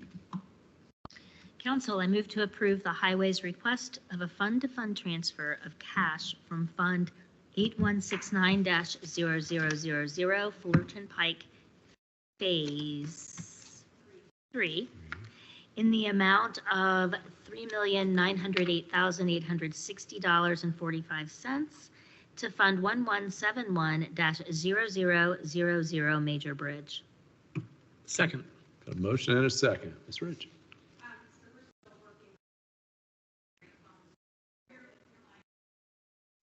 Thank you. We're still working on getting our grant funds corrected. I know this one's a difficult one because we've gone back and forth on how much federal funding is tied to it. Originally, we thought we had to appropriate the full amount. The federal funding is not at 80/20, and then we had made the cash-to-cash transfer from our major bridge, so we're moving that back.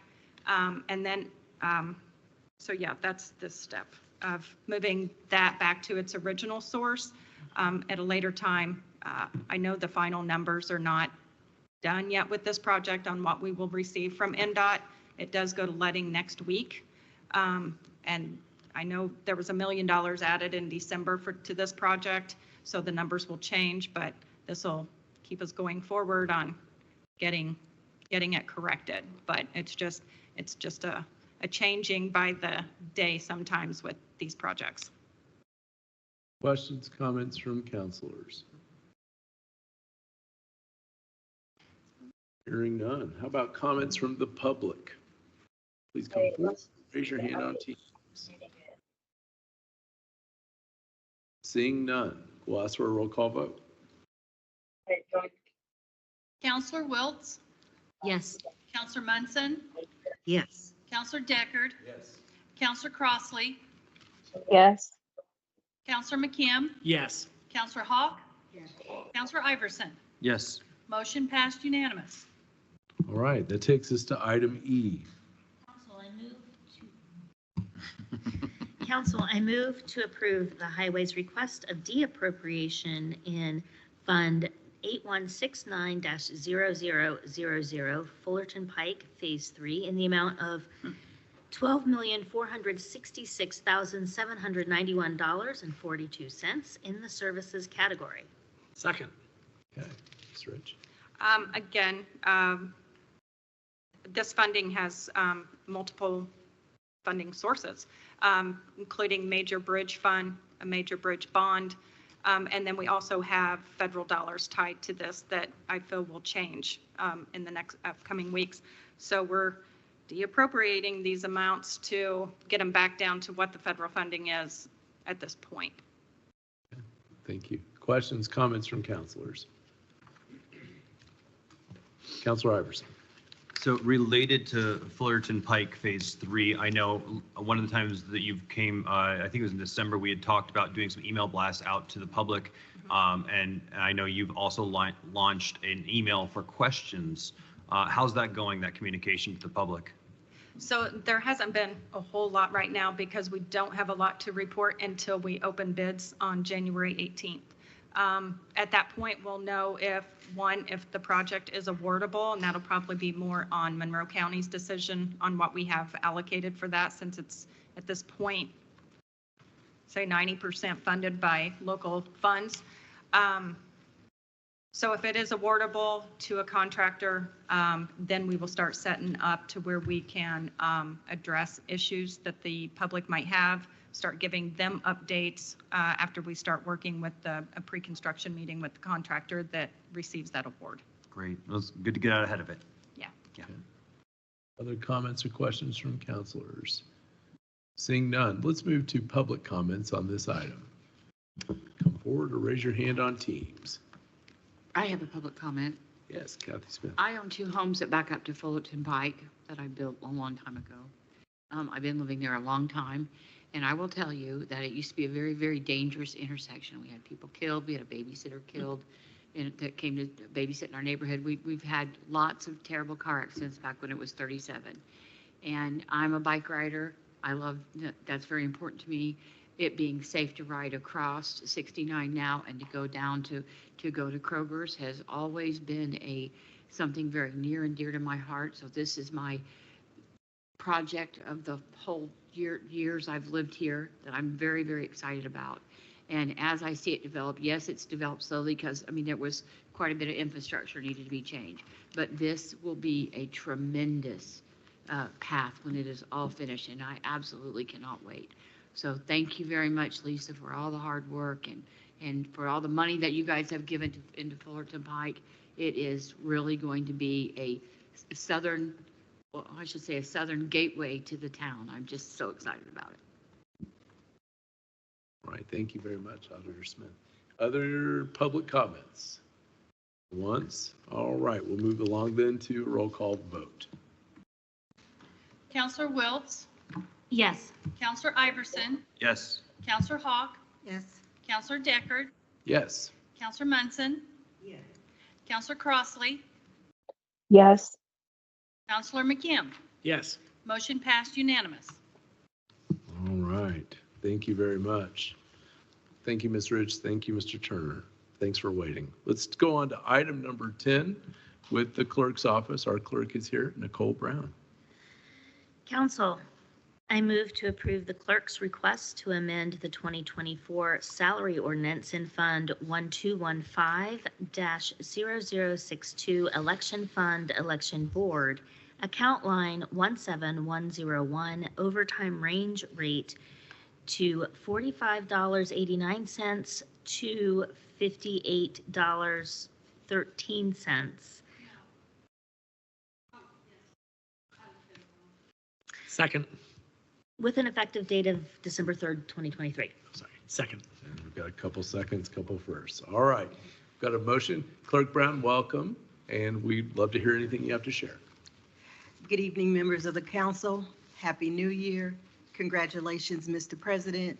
Congratulations, Madam President Tempore. And thank you for having me this evening. I don't want to stand in the way of recess. I am hopeful to just clear this up quickly. This is a misunderstanding. I'm very grateful for the reclassification of the election supervisor role. I did not understand that in tandem, I needed to request a change in the range. I think I thought one influenced the other. So this is a simple misunderstanding on my part. I am not asking for additional appropriations. I am simply asking that the rate be made to match the salary per the reclassification request last month. Thank you. Thank you very much, Madam Clerk. Do we have questions or comments from counselors?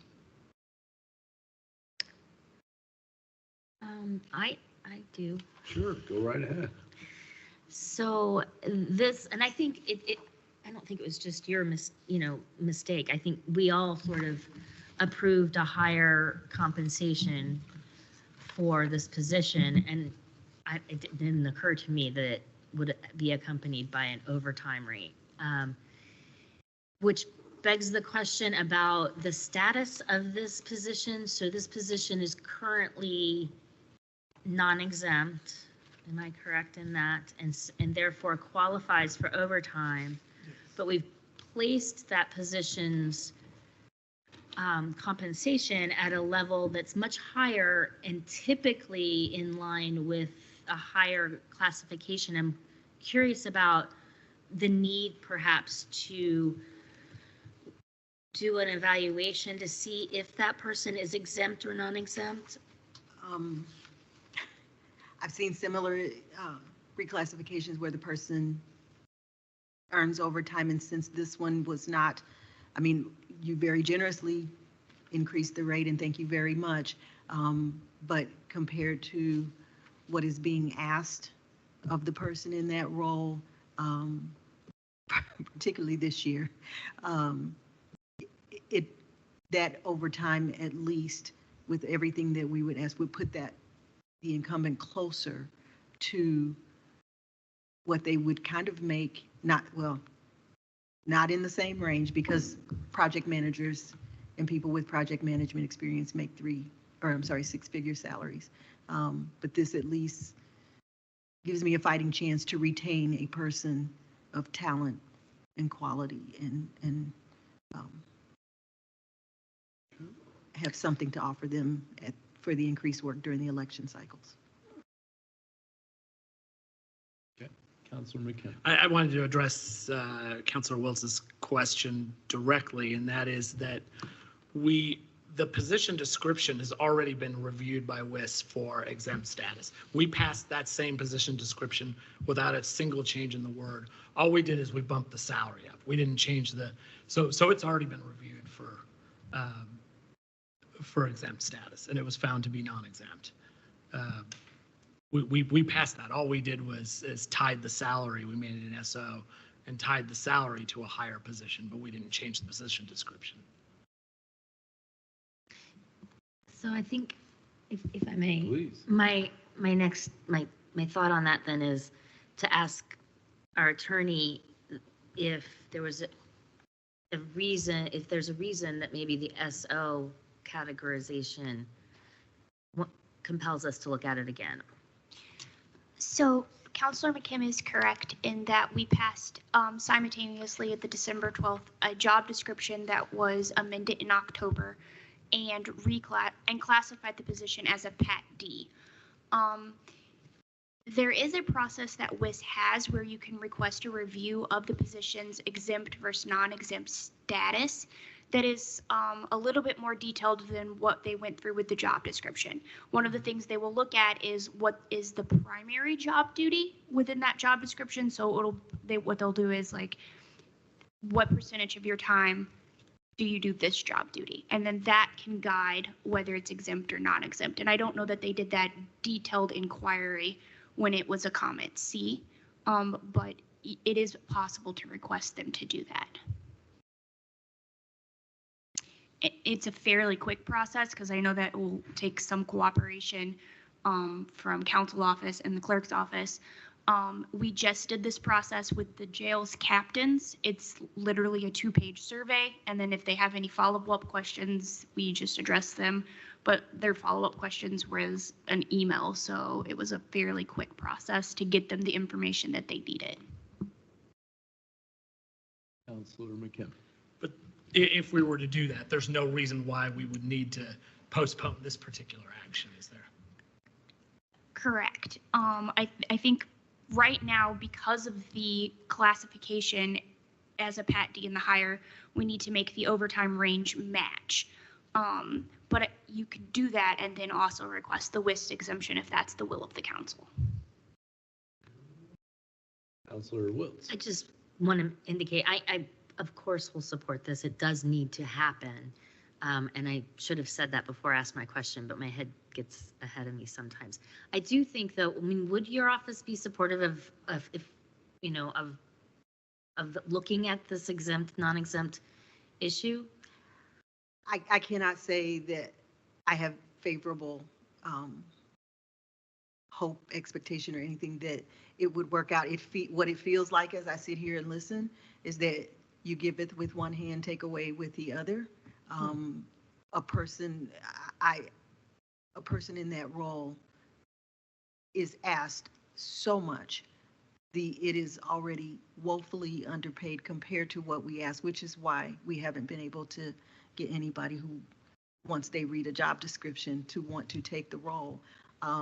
So, I mean, if you're waiting for me to jump out up and down and say, please take the overtime away from this person, I can't do that. I can't do that and look a person in the eye and say, thank you for all you do, appreciate your service. I appreciate that's a bad position for you to be in anyway. I mean, you want your employees to be well compensated, and I totally get that. I guess I just want it to be reflective, and it just sparked, I should finish my sentence, reflective of what the job does. And if this wasn't fully considered and then we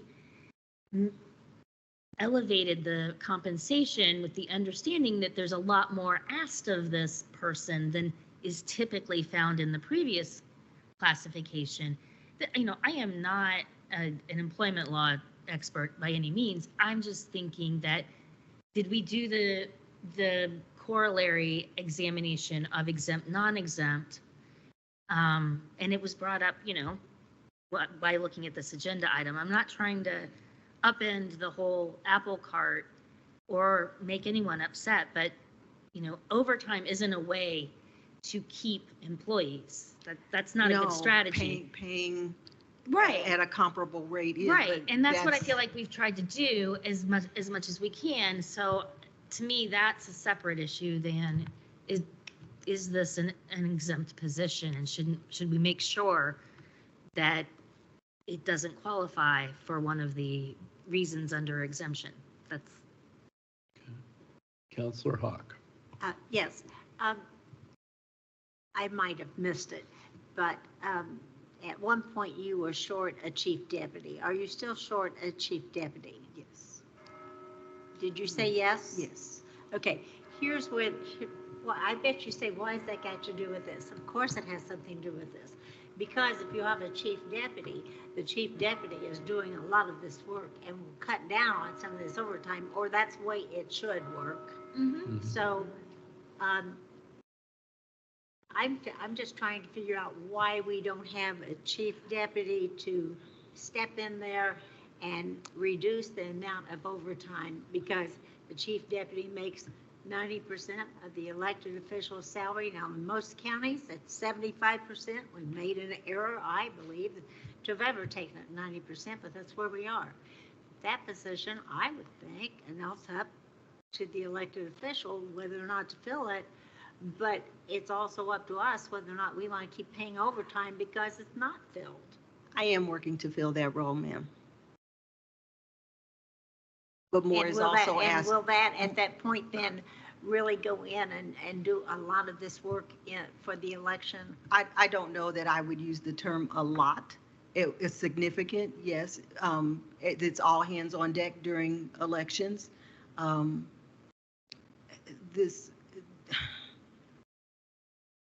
The chief deputy does not earn overtime, as you know, and is not eligible. But the hours, the man hours that are put into running elections, to say do more for less is an insult to anybody in that role. I just want to make it clear, I understand that there's no overtime paid to the elected official or the chief deputy. But that's also the two people who should be doing a lot of this work so that there is not this kind of overtime. And so, and I want to remind the council, we had a rule in the past and we need to get back to it. We need to have a fiscal impact statement before we start moving forward on, in other words, we didn't take in consideration kind of overtime. Was it going to include overtime? How much was that going to be? So those are things, those are my thoughts on the subject. Elections are getting harder. They are getting more difficult. And what we ask of people, the mandates and standards and legislative, it is requiring more and we are paying less. I obviously have made my statement. This was a simple misunderstanding. Otherwise I would have asked in tandem and I would not be here with you this evening. Whether it's myself or the next clerk, if the overtime were taken away, I believe that would create a hardship for the office. One thing in moments like this, I think it's important to reflect on is that all these positions are works in progress. And this position particularly, we've done a lot of work in the progress. The clerk has made some really important comments here. Counselors have raised their concern, but the question we have before us tonight is this original motion. And is there any other further comments on that? Because I'd like to see us dispense with that. I think we've got some things that we've taken in. Michelle? I just wanted to let you guys know that all of the Pat D positions that the county has in our salary ordinance are exempt. So this would be the only Pat D that's not non-exempt. Just throwing it out there. Yeah. So This is not a Pat D. This is an SO that is compensated as a Pat D. With the, But the same, Right. same, Compensation. compensation. right, So- but if you're comparing, Yeah. right. Okay. So we've got the present question before us. Any other comments from council? I'm going to throw this then out to the public for any comment they might have.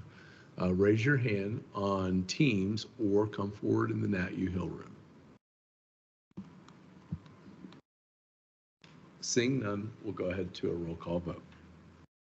Counselor Hawk, Oh, I got it right there. I didn't vote on this in favor of it, so I'm going to say no. Counselor Iverson, Yes. Counselor Wiltz, Yes. Counselor Munson, I don't want to Counselor touch Kim, that. Counselor Crossley, Yes. Counselor Decker. Yes. Motion passed 6-1. Okay. We are going to thank you, Madam Clerk, for waiting. And we are at this point going to take a 10-minute recess. We will be back at 7:15 p.m. sharp to dispense with the rest of our agenda. And we've got folks here still waiting. So everybody move quick and I'll see you in 10. Thank you very much. Recess.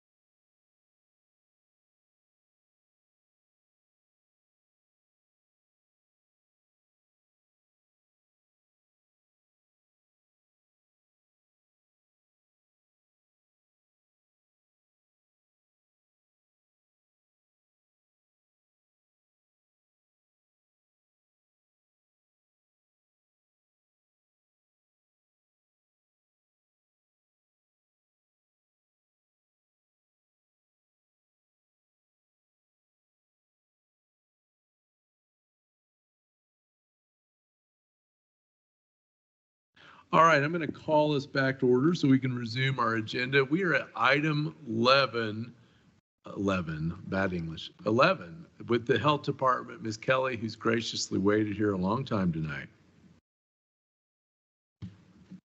Okay, Council, due to a Scrivener's error, the total appropriation amount requested is slightly different than reflected in the agenda. And different than what was advertised. Wait, the amount was advertised correctly. Okay.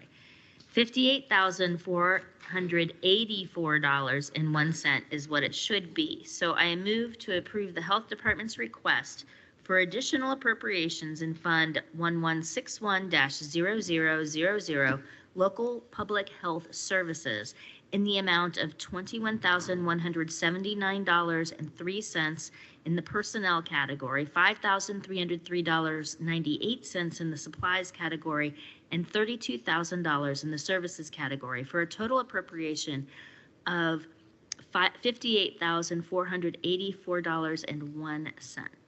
All right. Got a motion and a second. Ms. Kelly, thank you again for waiting, and what can you tell us? Yes, of course. So at the time of when we were preparing and presenting the budgets, the final award amounts for the Health First Indiana funds weren't determined at that time. The state was still waiting to see how many counties were going to opt in, because all of that money was going to be divided. So this is just to approve the additional award amount once all of the final amounts were determined. Okay. Thank you very much. Questions or comments from counselors? None. I'm seeing a lot of head shaking. All right. Any questions or any comments from the public? Either come forward here in the Nat U Hill or raise your hand on Teams. And I am seeing none on that. We will then move to a roll call vote. Counselor Deckard, Yes.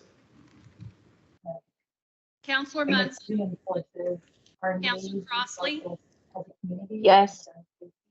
Counselor Hawk. Yes. Counselor McKim, Yes. Counselor Wiltz, Yes. Counselor Iverson. Yes. Motion passed unanimous. Thank you very much. That takes us now to item B. Council, I move to approve the Health Department's request for an additional appropriation in Fund 8126-9624, Futures Clinic, in the amount of $8,747.36 in the personnel category and $2,169.06 in the supplies category, for a total appropriation of $10,916.42. Second. We've got a motion and a second. Ms. Kelly. And so this is just our standard request that we have been asking to appropriate these dollars that we are receiving off of earned program income, insurance reimbursements, and the long-acting reversible contraceptives reimbursements. So this just helps to fund our personnel costs primarily. Okay. Comments or questions from members of the council?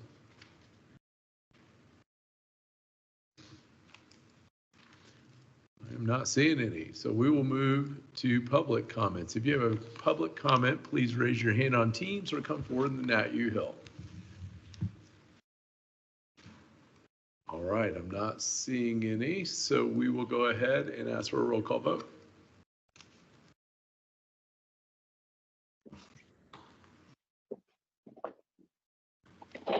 Counselor Hawk, Counselor Iverson, Yes. Counselor Crossley, Yes. Counselor Deckard, Yes. Counselor Munson, Yes. Counselor McKim, Yes. Counselor Wiltz. Yes. Motion passed unanimous. All right, we'll move on to item C. Council, there's another Scrivener's error in this item on the line 30014 services. It should be $6,103, which of course changes the total. So I move to approve the Health Department's request for additional appropriations in Fund 8111-0000, Crisis Coag Supplemental Workforce, in the amount of $25,000 in the supplies category and $73,600.03 in the services category, for a total appropriation of $98,600.03. Second. Got a motion and a second. Ms. Kelly. I'm sorry. So this is just to appropriate remaining funds from year one of the grant award. So that was around 3 years ago. Not really sure. We just discovered that we need to actually appropriate these funds. The plan is to begin using these first in 2024 and then move on to the other grant award dollars that we still have remaining. Okay. Questions, comments from council? I'm not seeing any. Okay, let's move to public comment. Those in the public wishing to make a comment, come forward to the Nat U Hill or raise your hand on Teams. And I'm not seeing anyone, so we will go to a roll call vote. Oh, wait a minute, Ms. Gregory, sorry. Just a quick question, if I may. Did you get approval from the granting agency to use the funds outside of the term? Yes, so I do have an email, and from my understanding, that was submitted. So we don't have to return these funds as long as we're staying within, of course, the grant guidelines. Awesome. Thank you. All right. So public comment, not seeing any. We will go to a roll call vote.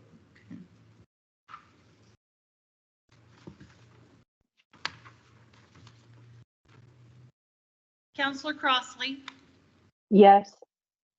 Counselor Wiltz, Yes. Counselor Munson, Yes. Counselor Hawk. Yes. Counselor Iverson, Yes. Counselor McKim, Yes. Counselor Deckard.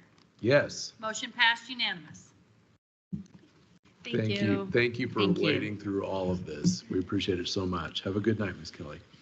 We're going to go now to item number 12, which is our sheriff's office in the correctional center. And I similarly, as previous guests, want to welcome up Sheriff Marte, Chief Deputy Parker, and Commander Gibbons from the correction center. And I also want to thank all of them, all good folks and all patient folks, or at least they're showing it right now, but they might have other comments out on the square. So we want to welcome them for a presentation tonight. Well, thank you for having us, giving us opportunity to give you an update for a year that has been by. This is not going to take 30 minutes. I know we've been a lot of 30 minutes, but it won't take that long. Before I get started, I want to thank personally the staff that helped us get to the level that we're at now, because we hit the ground not running, but we hit it very hard and sprinting. You know, as I was thinking, you know, what we have accomplished in 1 year. So I really want to make sure that I thank the staff. Also, I really appreciate this opportunity to inform the public what we have done in that short period of time, you know, because they have been supportive as this council has been as well. So we're going to show you certain things here, certain slides that you could see. The only thing they're going to be missing pretty much will be actual sound and all, you know, the smell of the facility, which has improved dramatically. Okay, it really has. Because our main goal was to actually, when we saw and took an inventory of what we were facing, was to actually clean and clean and clean, and then now maintain and sanitize. So that has really helped the morale of that place for everyone, okay, for the staff and for the residents there as well. So right now we're in the process just of maintaining what we achieved. We take pride in thinking outside the box and try to be proactive as well. So that's one of the things that we want to try to do now for this year. But with that being said, I'll pass on the actual microphone to the chief, and then we'll start with the presentation with the PowerPoint. New microphones and everything. Real quickly here, before I pass this over to Kyle, as the sheriff said, when we walked into the current or the situation that was present there January 1st of last year, we knew we kind of had a formidable task ahead of us, but it became apparent to us it wasn't just the facility. There were other issues that we needed to address, and those came more of like a cultural change, if you will. So what we have been showing the council, the commissioners, and the public heretofore has been much more of the physical plant there, the part that you see, the part that you hear, the part that you smell. So tonight we want to divert a little bit from that. There's going to be some of that because there's some gains that we have made in that arena that I think are noteworthy. But what we also want to show you is we have put a tremendous amount of effort here in the last, I'm going to say, it's been ongoing, but we've really swung that focus maybe in the last 5 to 4 months to the staff and our inmate population and how we improve those relationships so that conflict, the things that are happening in that facility can become more civil and less us versus them. And I think what you're going to see here are going to be some pretty surprising results. We've done many, many different things to move towards that end goal. And you're going to see some photographs here, and I want to give you a disclaimer up front that you're going to see some residents of the facility here at these photographs. And we went around and we talked to them. We told them we were going to come here and talk to you folks and make a public presentation. We said we'd like to show some photos. And each one of these people, if you see their face, they have agreed in writing to be in this presentation. And I thought, when we first started doing this, I thought, well, we may not be able to do that. But they were actually very excited to be part of this. And you're going to see some photos of what they have done to improve their own condition. And when they improve their own condition, they improve their own mental health, and they're able to take accountability, maybe for the first time in their lives, and they're able to be proud of what they've accomplished because we have done that in concert with them. So I think you're going to be really maybe surprised and pleased at when you see that aspect of the change that we're trying to make in this facility. So with that, I'm going to let Kyle start ringing through this thing here, and he'll, if he gets his voice back, he can provide some narrative to you. Well, we're going to share the screen here. As soon as we can get that up. I think TSD, they're looking to share screen down here.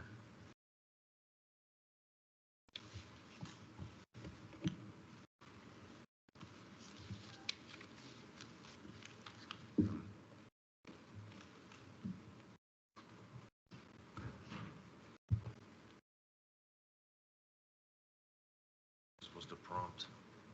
It may take us a second here.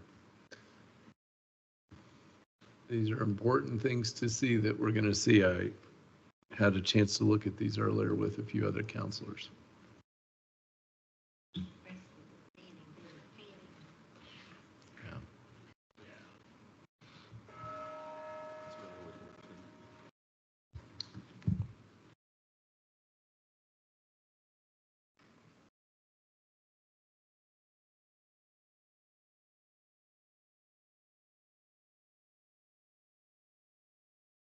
So it was Kyle all along, looks like to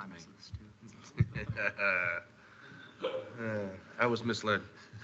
I take no accountability in this.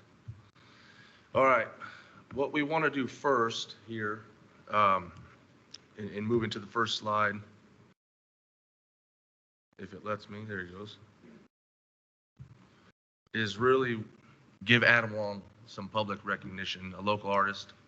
He worked really hard for multiple days in ensuring we can get this mural completed here in our Sally Port. And at the end of his photos, I've got a little bit of some extras that I got permission from him to add in. It's kind of neat, actually. But you could see It started with the sheriff's vision of hope for the facility. The first thing that inmates, law enforcement, anybody that comes through that Sally Port is going to be greeted with that cultural change that we're talking about. And you can see as it progresses here, again, he spent a lot of time and he worked diligently and he loved it, actually. So this is the completed photo of the mural. We kind of joke because you can see here the cardinal there on the P. He came to me and he said, Kyle, every photo that I do, I hide a cardinal in there. He said, you might have trouble finding it. I'm like, I've got a pretty keen eye. I think I'm going to be able to find it. And I come in there and there's a 3-foot cardinal on the wall. I'm like, oh, yeah, there's the cardinal right there. And I think he was just messing with me a little bit. But so he hides a cardinal in each of them, which is here. But he also does 3 things in every one of his photos. He adds a heart for his family. You can kind of see it there in the trees.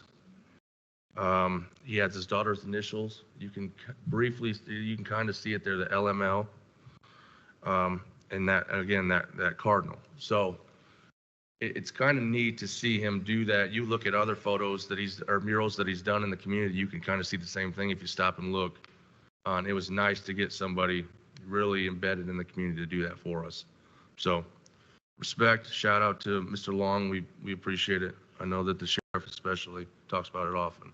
For us, when we go and take a walk out at the jail side, we do it kind of frequently, all of us together at times.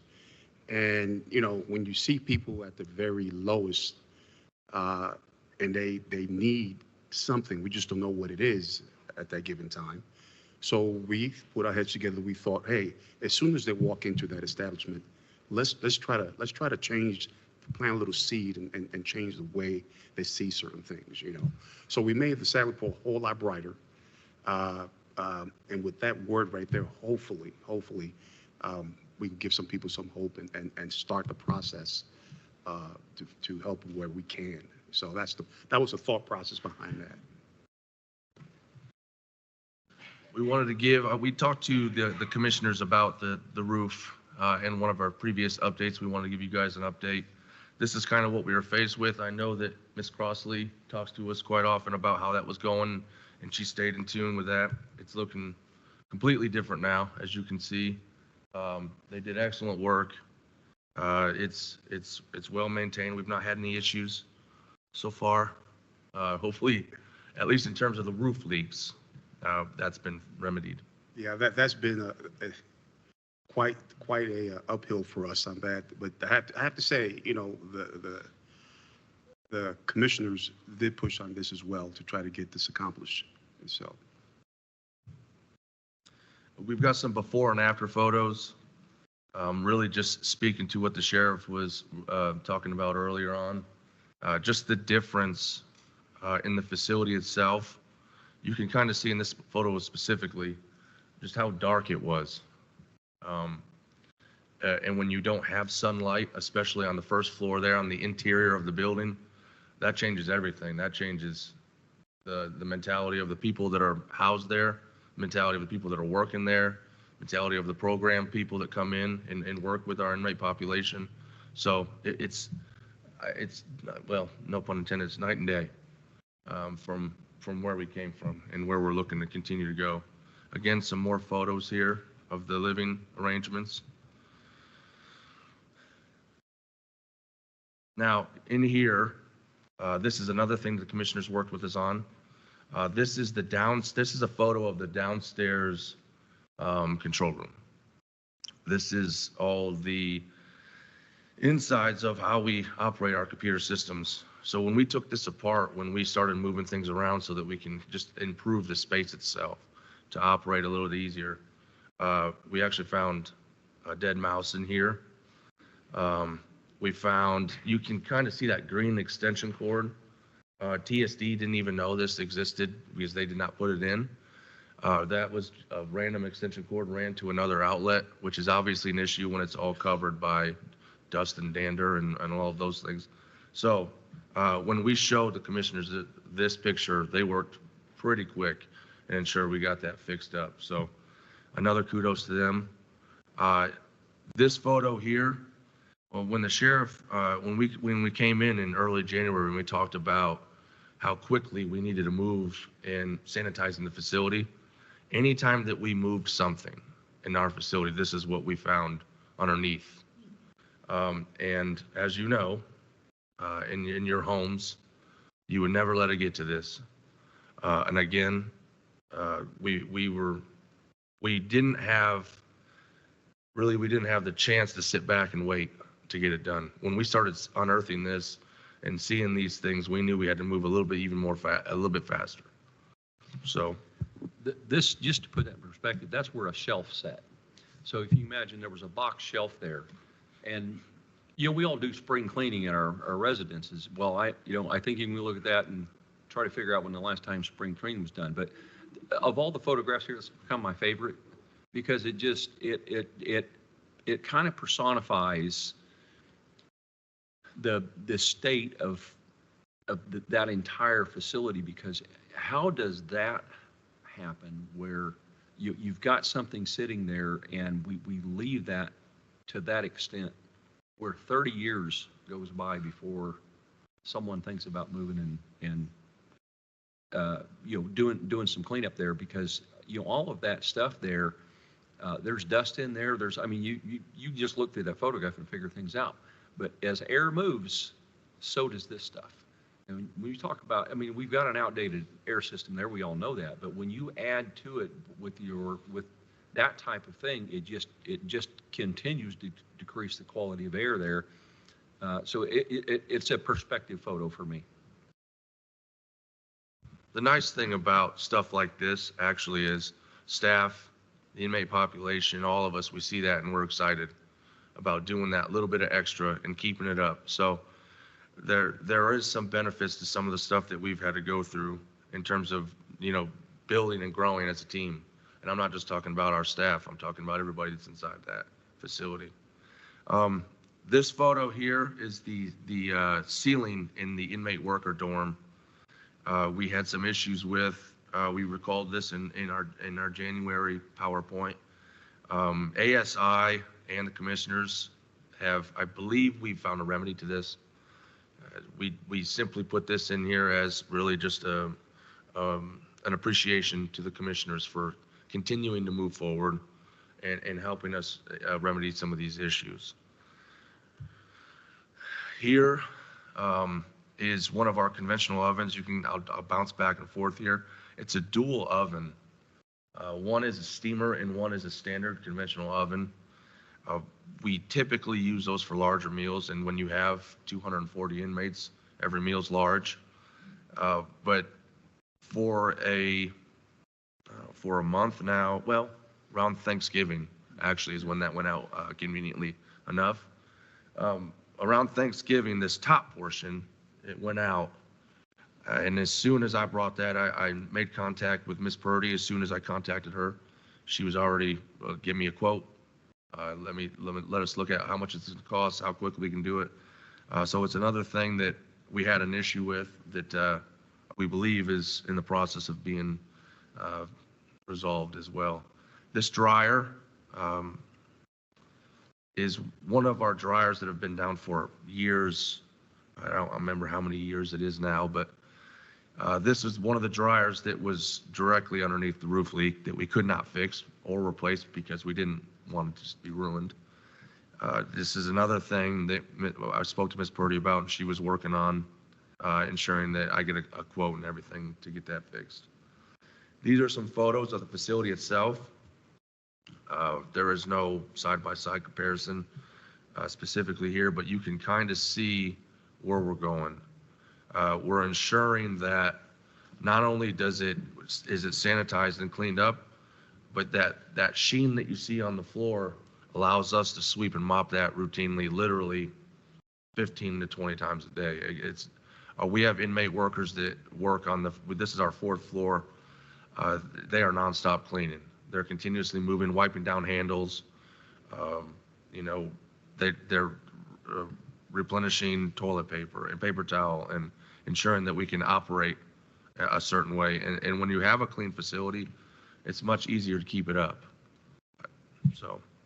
On this particular photograph and the photographs regarding the floors, what we found is, we've talked to you many times about the odor of that facility. And what we found is once we completed this and we were able to, we kind of ground up the crud on the bottom, then we were able to place this down, and now we're able to use different cleaning agents.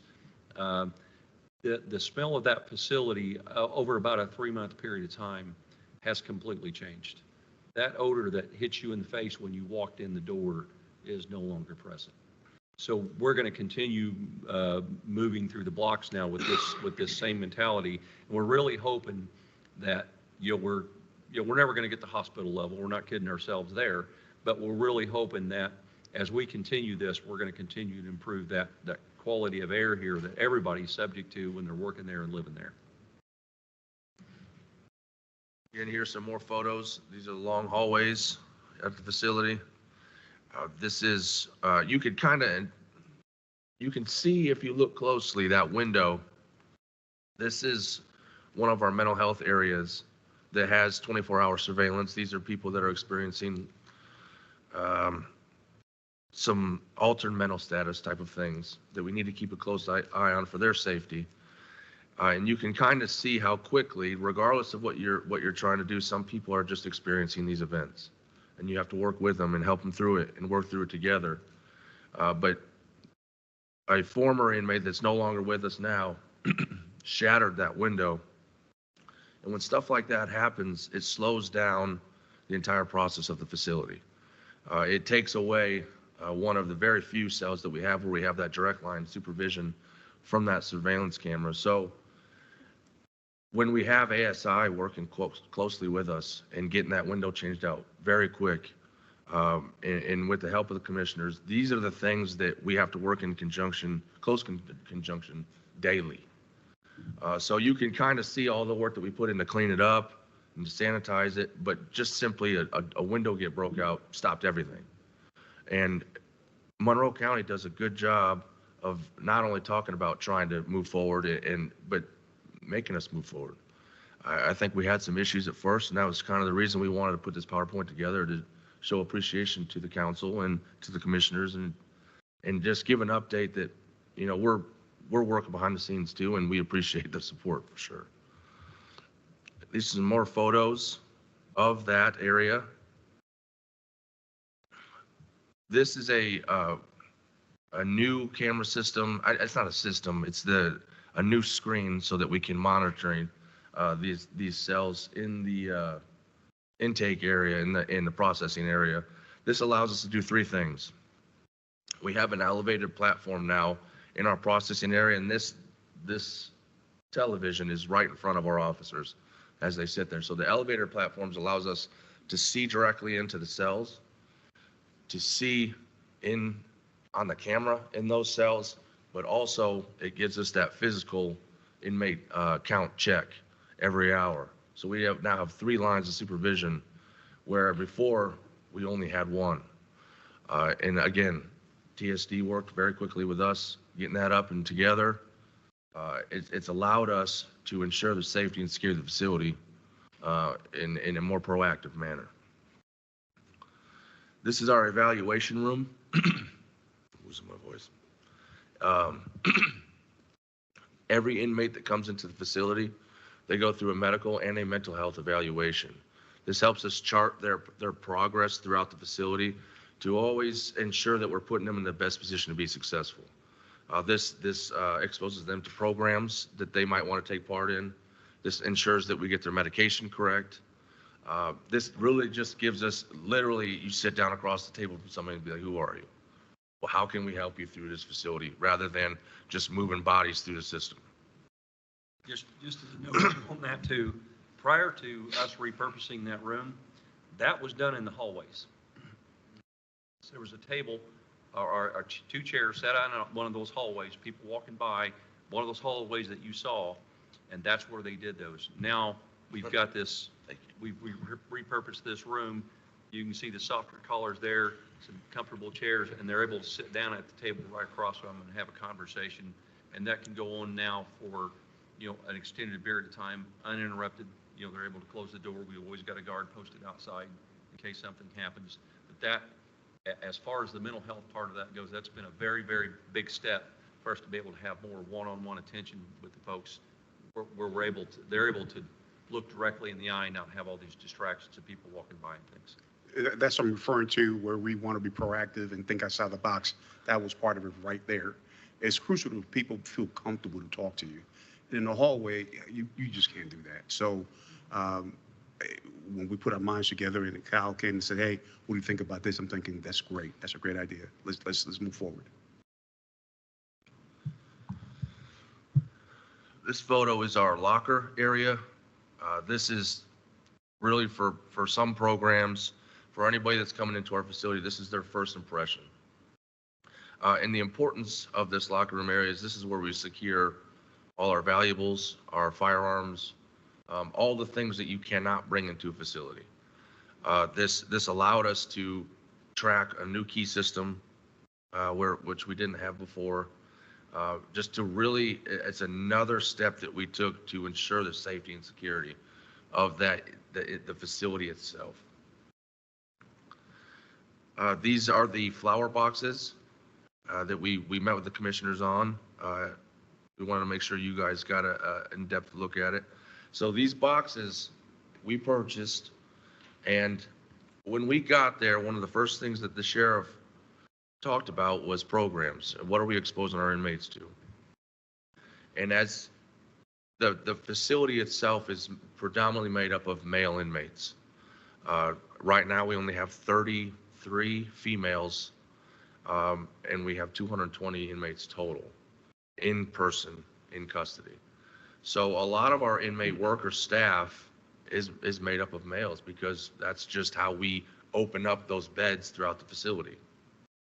So the sheriff talked to the chief deputy and I, and he really wanted to work on getting our female inmates more access to things like inmate worker program, more programs. And we're going to talk about some of those things moving forward in another update.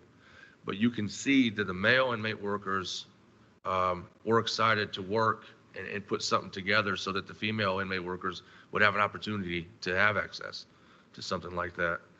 And you can see just talking about what the chief deputy said. The circles are the people that did not wish to be part of the photos. So you'll see some like that. The boxes were constructed. The potty mix was laid out, and Miss Ferris, Nikki, our kitchen facilities coordinator, taught each one of these female inmates that were selected based on how well they were behaving in the facility, how to, pot plants, take care of them, manage them, really nurture life, really. And they loved it. They were upset when the seasons changed and we lost those flowers, obviously. That's part of it. But they're excited about the opportunity to get it started again when the season changes. But you can kind of see here, they took great pride in it. This kind of thing opens us up as a facility, though. When you have this in outdoor rec, I've got to ensure staff now goes back and looks at, anytime we have inmates out there, they have to go back and look at the box, see if anything's been changed, see if anything's been hidden underneath the soil, see if anything's been stirred. Anytime we do stuff like this, we've got extra manpower that I've got to dedicate to it, which the sheriff's never had an issue with. He's always been really understanding of trying to do more, and that's why we're here, and it's kind of just echoing, thinking outside the box. But anytime you have a secure facility, anything you interject and expose yourself to, it opens you up.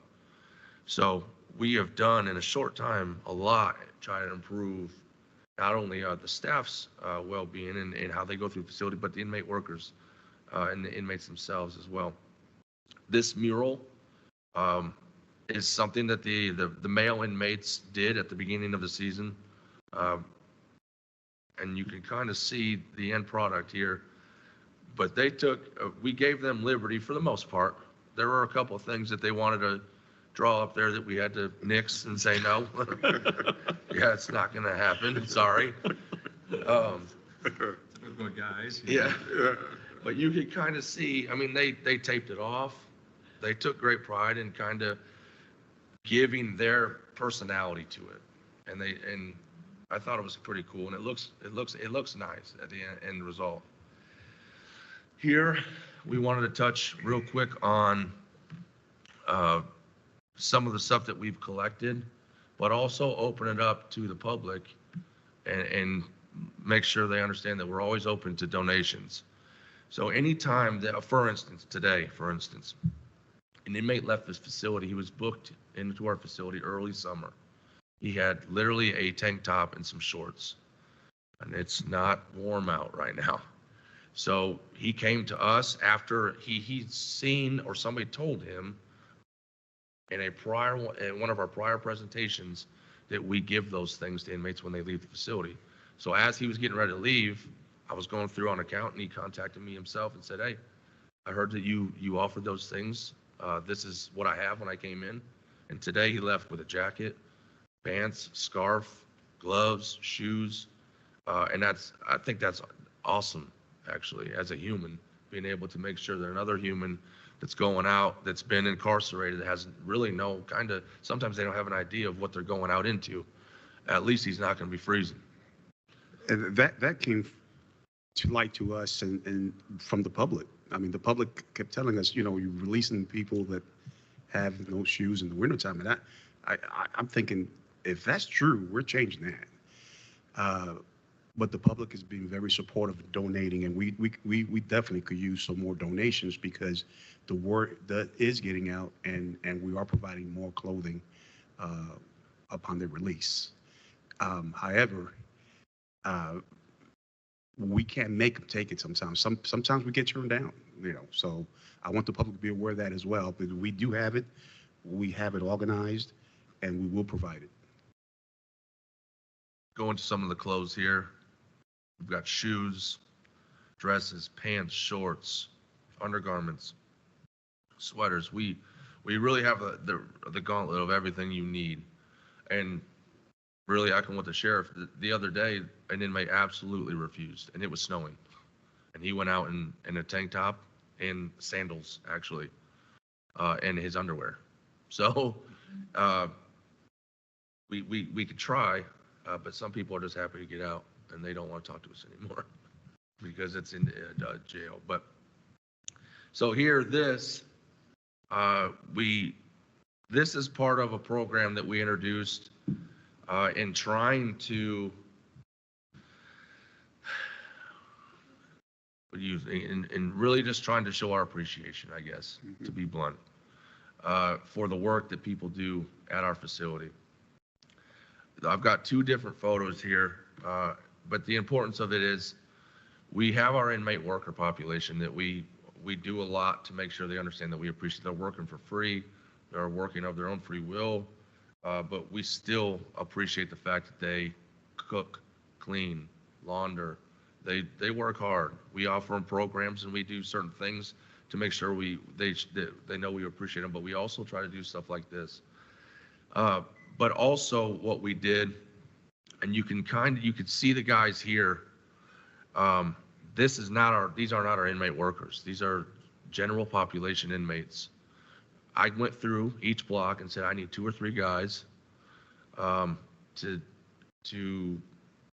take it upon themselves to really make sure this place stays clean. We give them cleaning supplies. We go through as a staff multiple times a week and clean it ourselves. But we found when we cleaned it up and sanitized the facility, they want to do it themselves anyway. They love to keep it clean. They love having the opportunity to be out and to ensure the cleanliness. So what I did was I took 2 or 3 guys out of each block, and every month we do this. They pick a movie. There's only a few rules. It can't be explicit. I mean, this movie here is Uncharted. It's from a video game. It's made by Disney. So there are a lot of things that we try to do. And just like the council and the commissioners, we're not just trying to talk about it. We're trying to be about it. So this is another one of those things. this is another program that we started. It's very difficult to see, but you can see me in the back there with Captain Compton. We've got a speaker. It's about this big, and we go through. And I don't know how it is for some of you, but for me, sometimes music's my therapy, my escape when I work out or when I'm just hanging out. And it's very much the same for the people inside the facility. I'll go through, and we have certain rules again with how explicit some things are, but they give me a list of songs they want to hear. Sometimes they sing, sometimes they laugh, sometimes they cry. It's actually kind of nice to be able to experience that with them, because a guy that I may not know, I never hear him talk, by the type of song that he chooses and by the kind of lyrics that are in that song, I can kind of see who they are. And that helps me identify with them a little bit more. Now we get into some of these photos, and you can, Tony, you can kind of see, you'll see these people smiling, and they're genuine. I made sure they knew up front that we're going to take photos and we're going to share them with them, just like the Chief Deputy said, and they were excited about it. Tony and this inmate worker here, those are the kind of people that are directly responsible for how clean things look and how fast things move. It's not just us. It's not just Tony. It's everybody. So that is our maintenance crew. This is our laundry crew. That's Miss Ferris again. This is our kitchen crew. You can kind of see how many people it takes to make meals for 220 plus people. We've got part-time kitchen employees. This is a shot of our entire inmate worker group. Well, the guys that wanted to take part in it, which was every single one of them. But you can see the smiles on everybody's faces. That is not manufactured. And looking at it now, it kind of brings a smile on my face because it just felt natural. And when you have that law enforcement and that inmate population, and you have that, there's a clear divide, obviously. But if you can move past that every day and work together, it really helps. It's almost like a family dynamic. And you would think from the outside looking in that there's good guys and there's bad guys, and that's not how it is in the facility.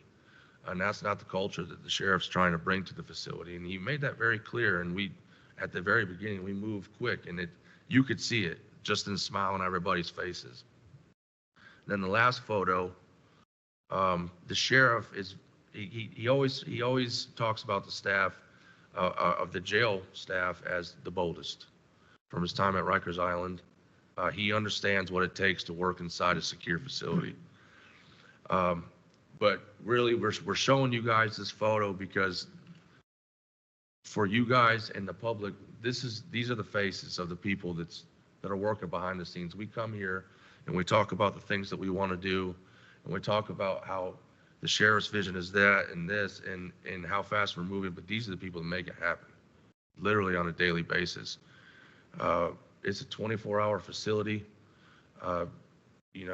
This is an ever-evolving machine, and these people do it tirelessly. And we wanted to make sure we put that picture out there for everybody to see in the public. Absolutely. As I mentioned before, we hit the ground sprinting, and we asked so much of these people, so much, and pushed them hard. And when they realized what we were trying to do, as the chief mentioned, change the culture, we couldn't have got done without them. It's just no way. So I'm very appreciative of the team that helped me get to this part. But I also acknowledge that without them, we wouldn't be here right now showing you what we just finished showing you. With that concludes our presentation, our PowerPoint presentation. We'd be happy to answer questions if you do have any questions of us. Thank you very much, Sheriff. I'm going to open this to counselors. We've seen a lot of great things here. Counselor Iverson. I have two questions, and if we could stay on this picture just for a second. At the end of the year, we worked together to make sure that the salaries were in line with what was, bargained and everything. How are we doing on staff in the jail?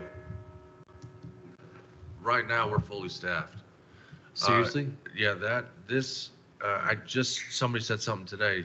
He couldn't believe that we were fully staffed because it's been a long time coming, I think. And it's clear, and I got to be honest with you, very quickly, when I came in and I started talking to staff about how we can improve things, how we can work together, the raise that they received at the beginning of the year is retaining these people.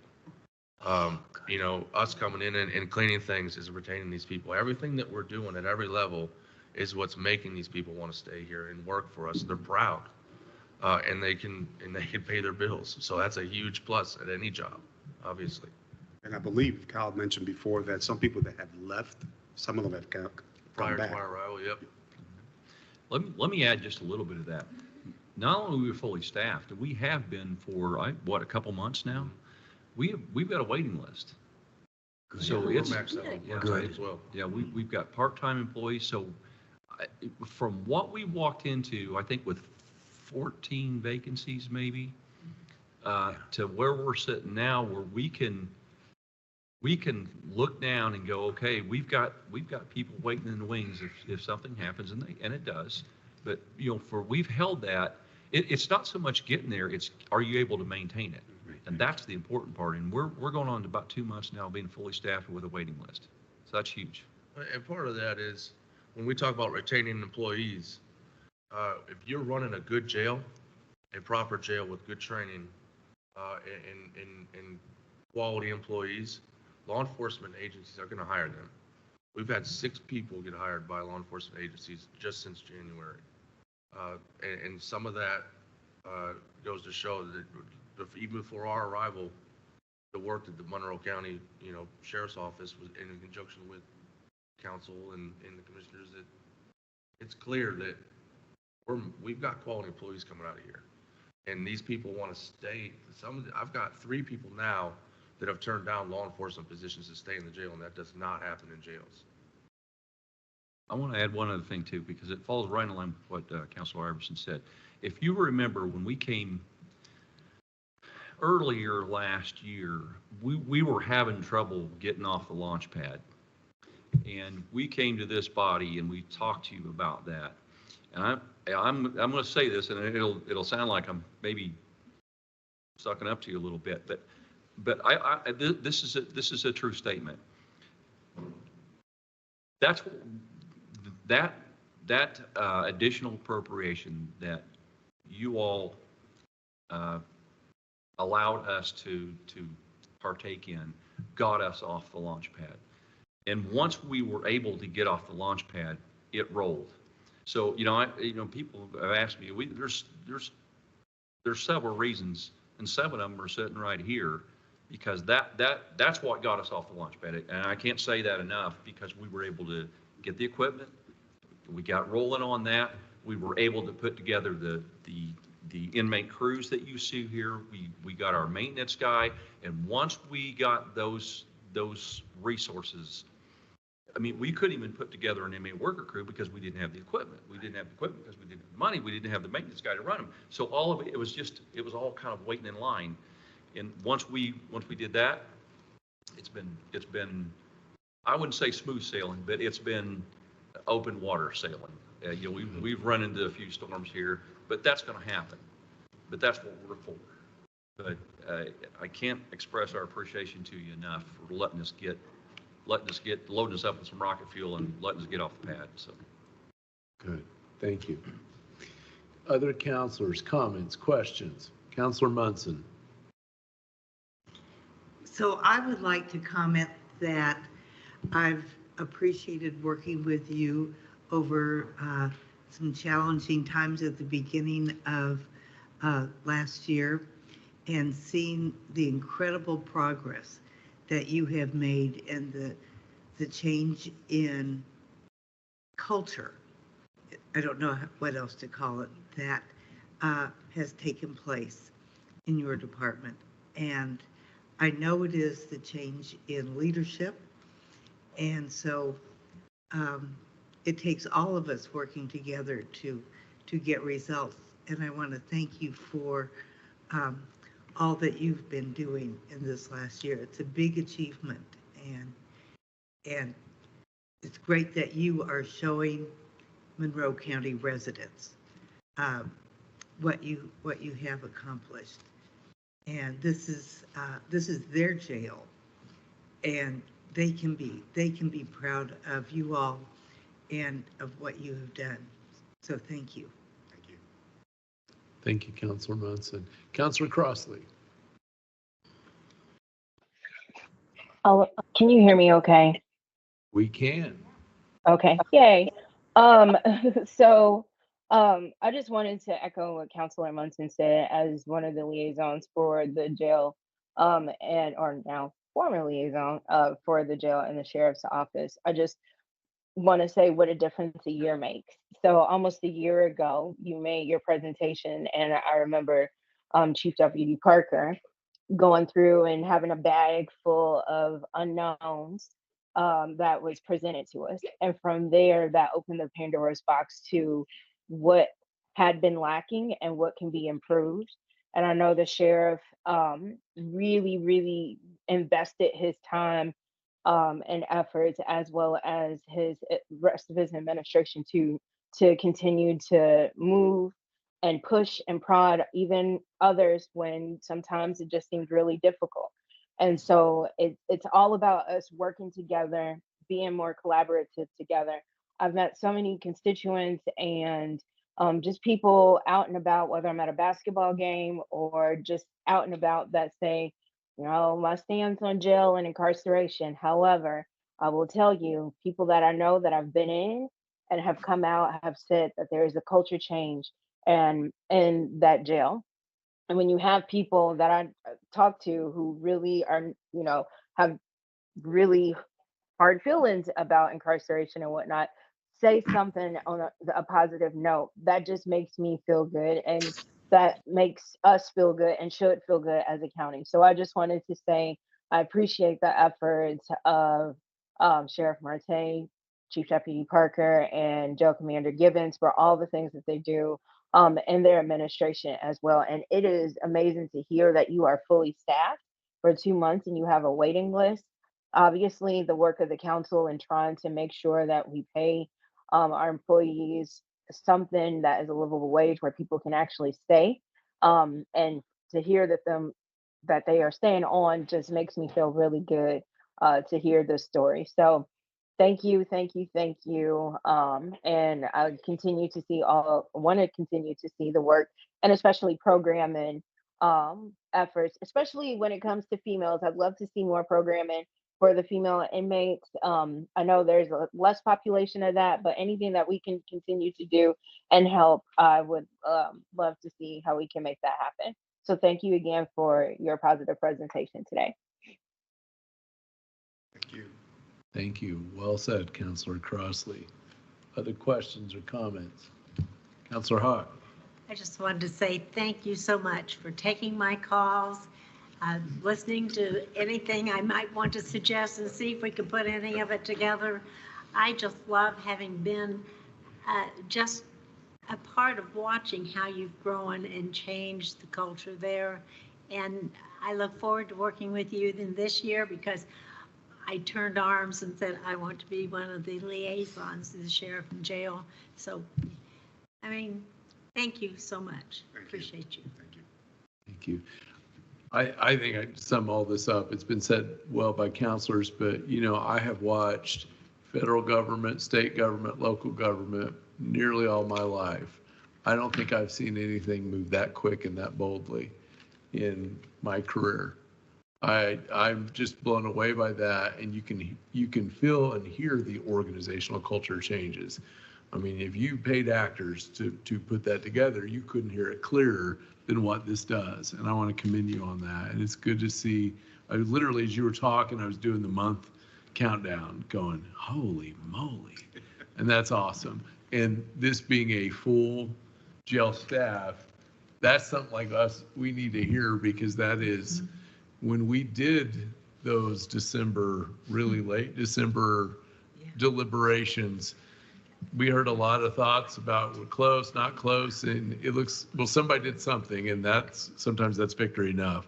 So I want to thank you for all this and for waiting here tonight, but it was worth the wait on our end at least, and I hope it was for yours. Thank you also for the spirit in which you come in here and you have talked about the work with not only this council, but the commissioners. And as I said earlier tonight, we got a lot to do. We've got a lot yet still to get on our plates and off of it, but we can do it. And this is proof for anybody that it can be done. So thank you so much. You honor us. Appreciate it. All right. Well, with that, I think I'm lost. It's item 13, correct? Yep. All right. Item 13, this is the legal department with Jeff Cockrell or someone playing the part of Jeff Cockrell. This item actually is related to the jail as well. I'm not sure who's. Yes. Molly. So we may give a second while Ms. Turner King. I believe Molly is doing it on behalf of Jeff Cockrell. Sure. So Just like the old soap operas, playing the part of Jeff Cockrell is Molly Turner King. It'll work. Correct. Ms. Turner King, do you want to, well, Pro Tem needs to read a motion, sorry. No, that's me. Yeah. It's not me. But I'm playing the part of. She's playing the part of Jennifer Crossley on. Oh my goodness, sorry. Council, I move to approve the request to amend the 2024 salary ordinance, jail/correctional center grids as follows. Correctional sergeant hourly rate of pay from $27.33 to $28.96, and correctional captain weekly hours from 40 to 41.25. Second. Okay, and now Ms. Turner King, tell us what we need to know. So these requests kind of relate to the collective bargaining agreement. In the collective bargaining agreement, the proposed language will be that the sergeants will make their hourly rate will be a midpoint between the captain and the corporal. There are 3 ranked positions in the jail: a captain, a sergeant, and a corporal. And right now, the sergeant's pay is 96 cents more than a corporal, but like $4 and some change less than a captain. So we're trying to move it so that it is in the midpoint between the two. Okay, thank you very much. I'm going to look to council for comments and or questions. And I sort of had one, and this is for my peace of mind. This action would not be the council interfering with the collective bargaining details, would it? I want to make sure we're not doing something there that maybe we shouldn't. I don't think so, because this is what the collective bargaining agreement wants, and so we kind of need to know if the council is willing to support that request so we can move forward with the collective bargaining agreement. And it reflects sentiment of all sides in that collective bargaining. Is that correct? It was proposed by the representatives of the unit, so I'm led to believe that is what the unit would want. Okay. And then the second part of that request is regarding the captains. So currently the salary ordinance classifies the captains as 40-hour-a-week employees. However, in practicality, they're working 41.25 hours. And so we want the salary ordinance to reflect the hours that they are actually working. This somewhat goes into, there is a review of the exemption status for captains because they were working 40 hours a week. The salary ordinance said they worked 40 hours a week. They were working 41.25, but they're exempt, so they weren't getting compensated for an hour and 15 minutes. And so when WISC reviewed it, they said that the captains should remain exempt, or their recommendation is that the captains remain exempt. So if captains remain exempt, we should have our salary ordinance reflect compensation for the hours being worked. At minimum worked. I'm not saying the captains work 41.25 hours all the time. I'm saying that's Sure.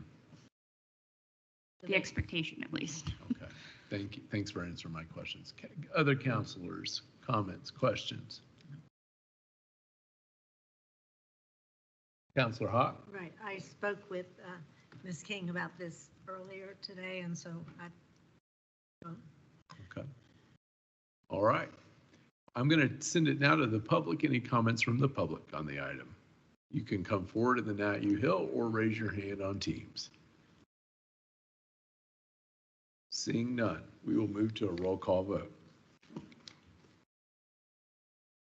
Counselor Munson, Yes. Counselor Deckard, Yes. Counselor Crossley, Yes. Counselor Iverson, Yes. Counselor Wiltz, Yes. Counselor Hawk, Yes. Counselor McKim. Yes. Motion passed unanimous.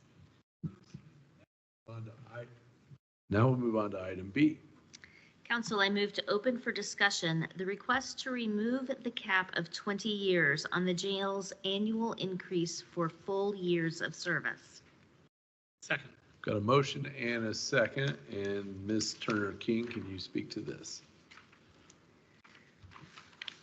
So in the collective bargaining agreement, there's the correctional officer staff get credit for years of service. It's called longevity, but that's kind of confusing because what it's really equivalent to is non-jail employees step increases. So for each full year of service, a jail officer receives 48 cent increase. What the request is is to remove the 20-year cap of that increases. Currently, it's 20 years. They would like to have no cap. In speaking to Jeff Cockrell about this, he stated to me that originally this mechanism was added to the contract to help retain employees, and it was mimicking a mechanism that Morgan County uses. So I called Morgan County and asked for a copy of their salary ordinance. In their salary ordinance, their employees are capped at 15 years. So after 15 years and above, the hourly rate remains the same. So this item is to ask the council to determine or discuss whether they would like to leave the cap, remove the cap. Okay, thank you. Comments, questions? Counselor Wiltz? Thought I heard one coming. Or Counselor McKim? Yeah, I guess I'd just like to know what numbers are we talking about? How many people, how many dollars? Fiscal impact. When I looked to see how many jail officers had more than 8 years or more than 20 years of experience, it was 8 individuals. But it matters how many years, not just just the total number above 20. I think the highest was 26. Got a range of 8 different individuals with varying. Correct. So, sorry. Well, I had Counselor Hawk, and then I'll come right to you. There was something that you sent to us with a chart showing, comparing it to some other employee that was not working at the jail, and they were making as much in 15 years as the other person who was at 20 years or something. I just looked at it today. I can't remember exactly the numbers. Correct. Do you want to? I can talk about that. I asked Employee Services to compare perf contributions for a jail employee and a non-jail employee, in essence. And what they could find, they tried to find someone whose salary was relatively the same. So what they found was an individual who is an LTCD and who's worked for the county for 32 years. And because of the way other county employees receive their step increases, that employee at 32 years gets roughly $358 for biweekly contributions. And then a jail employee with 21 years of experience gets about $407 of perf contribution. So the jail employee with less years of service was getting more of a perf contribution. And that happens because jail employees get that 48 cents increase annually, where non-jail employees, you get an increase at your first year, and then your salary remains the same until the 3rd year, and then it increases, and it remains the same until the 8-year increase. So you're not seeing that annual increase to have your perf contributions go up annually. Counselor Wiltz. So I do think this would be an easier discussion if we had more information around the fiscal impact, and it's on me for not maybe having requested it, but you know, a little bit using the data that we actually have, the 8 individuals, and seeing exactly what it is, knowing that over time that might vary. The other thing I noticed when you sent us the Morgan County information that had it capped at 15, it looked like all of their positions across government were capped at 15 in terms of the step increases that they offer. So what they actually had done was just made everybody the same, and it happens to be lower. And I'm just saying this is another way of looking at it. And that argument actually says we should move it to 25, right? Because don't we have it up through 25? Non-jail employees get capped at 25. Yeah. Looking at the Morgan County salary ordinance, I think the only positions listing years are somewhat law enforcement or public safety related. So there is the chief deputy for the sheriff's office at 15 and up, the sergeant at 15 and up, the lieutenant.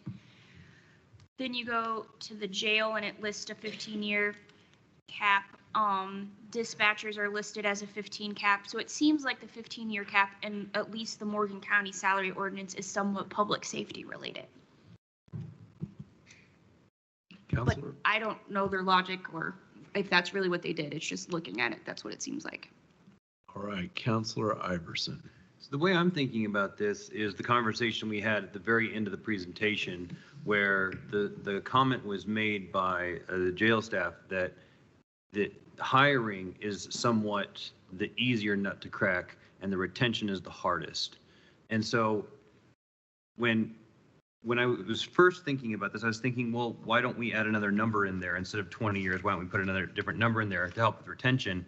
But it sounds like even zeroing it out from 20 to nothing is still a retention tool because non-jail staff have different step increases. So I just want to make sure that whatever action we take tonight, we're not shooting ourselves in the foot in terms of retention, because it's really good news that we're full staff.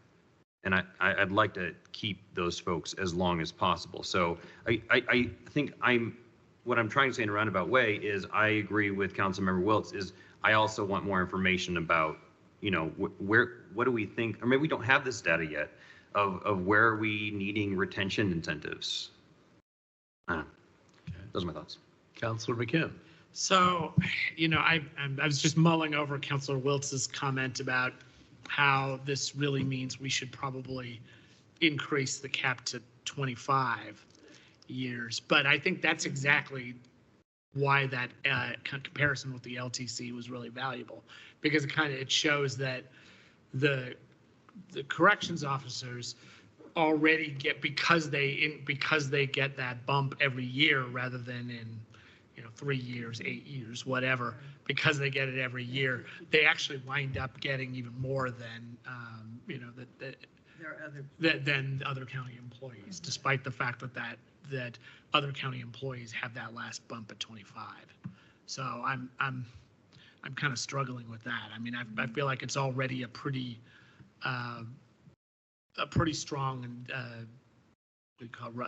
retention tool as it is. But I guess I'm open to it, but I would like to see the actual numbers like everybody else. And I've heard that, and I'll come to you, Councilor Hawk, in just a second. I'm hearing a theme that we are looking to get this right and not do it wrong and get a little bit more data before we make a decision. Is that kind of a sense here? Councilor Hawk, do you want to add to that? Right, and perhaps enough time for maybe the staff and other people who are negotiating would hear some of these numbers as well, because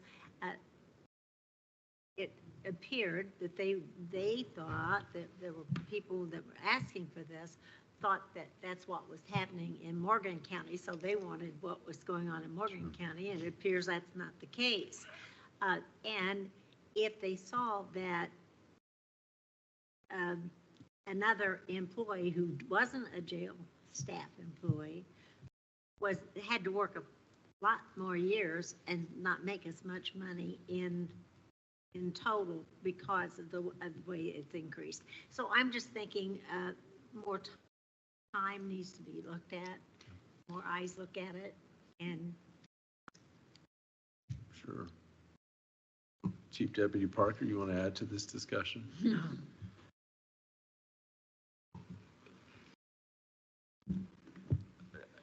Here's what I would say to the council here.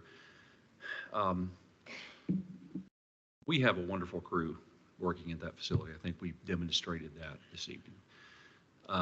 And the sheriff, myself, and Kyle, are advocates for those individuals who are in there every day making it happen. And we understand from whence our help cometh.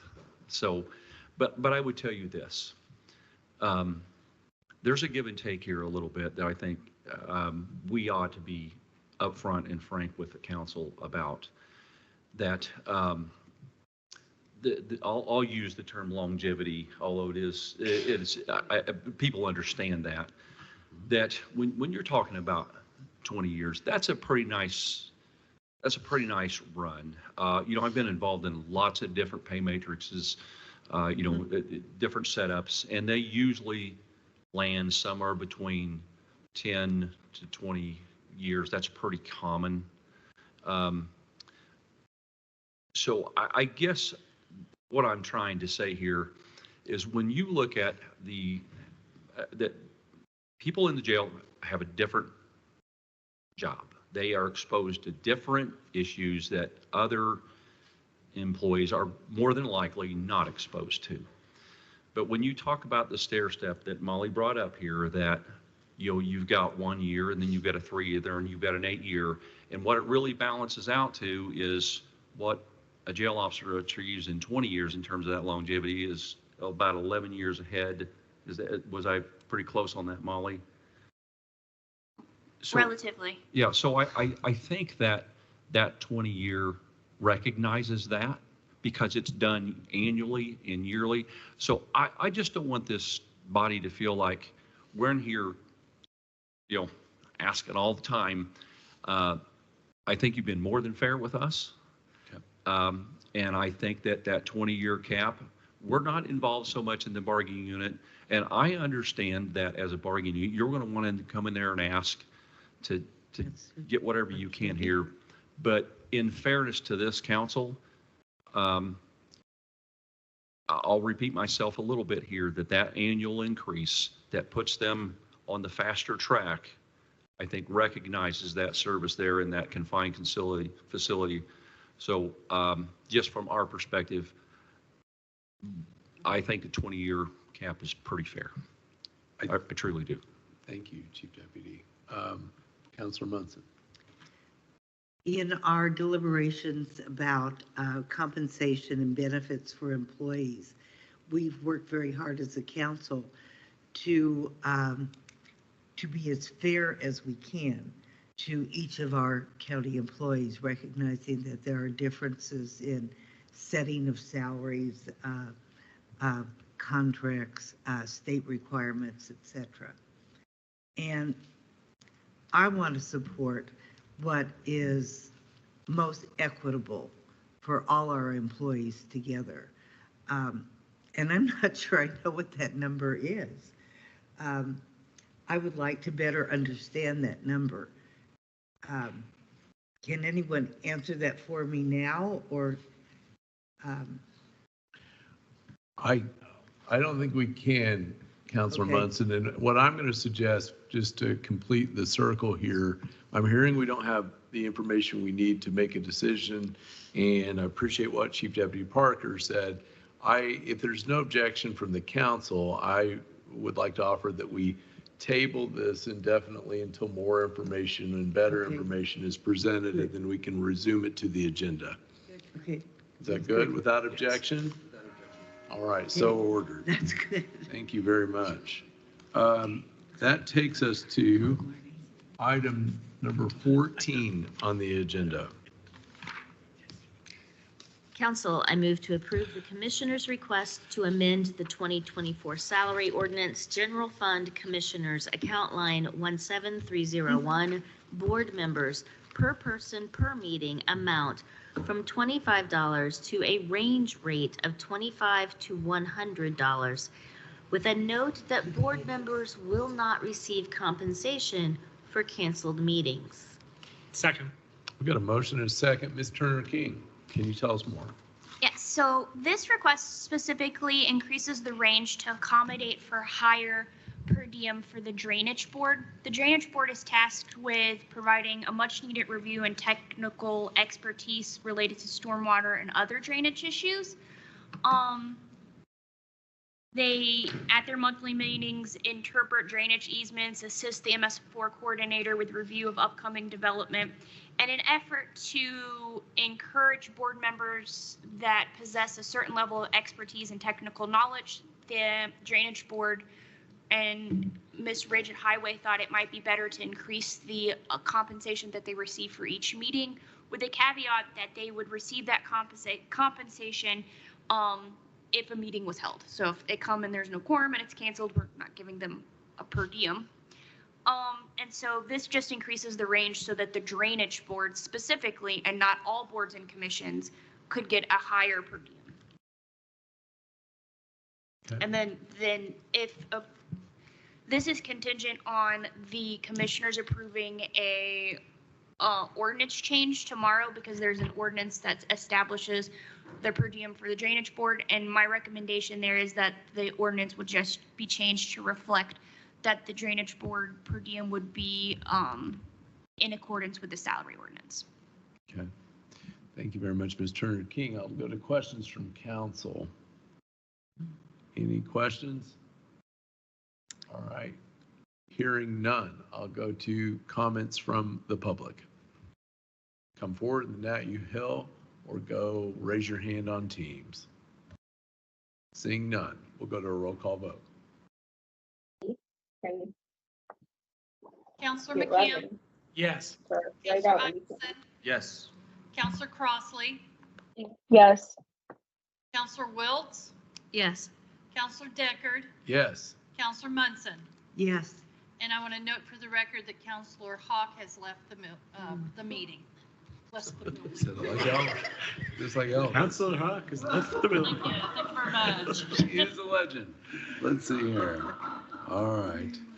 That takes us now to, we're in the slap happy portion of this. So is it, we tabled 15 and 16. 15 and 16. So that will take us to 17 minutes. Council, I move to approve the summary minutes of the joint session of the County Council and Board of Commissioners for November 27th, 2023, and the County Council summary minutes for November 28th, 2023 work session as presented. Second.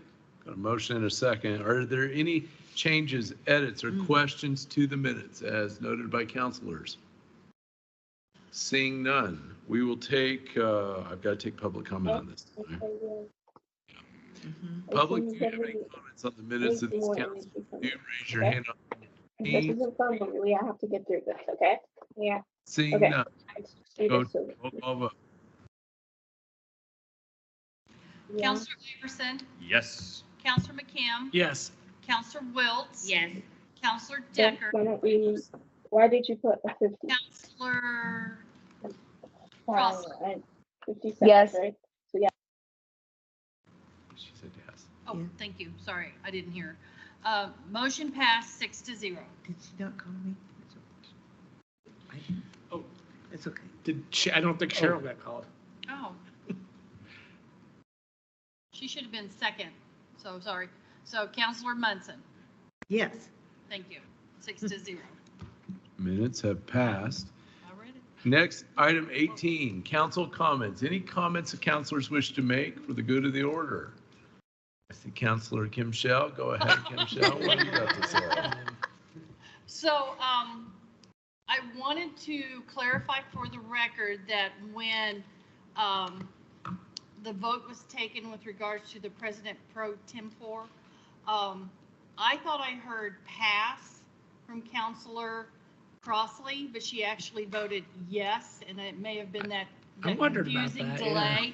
So I heard an S, so I assumed it was pass. So, so actually then that would mean that the vote would be 7-0 in favor of her being the president pro tempore. Thank you, and I just congratulations wanted to again, clarify that. Thank you. Pro Tem Crossley.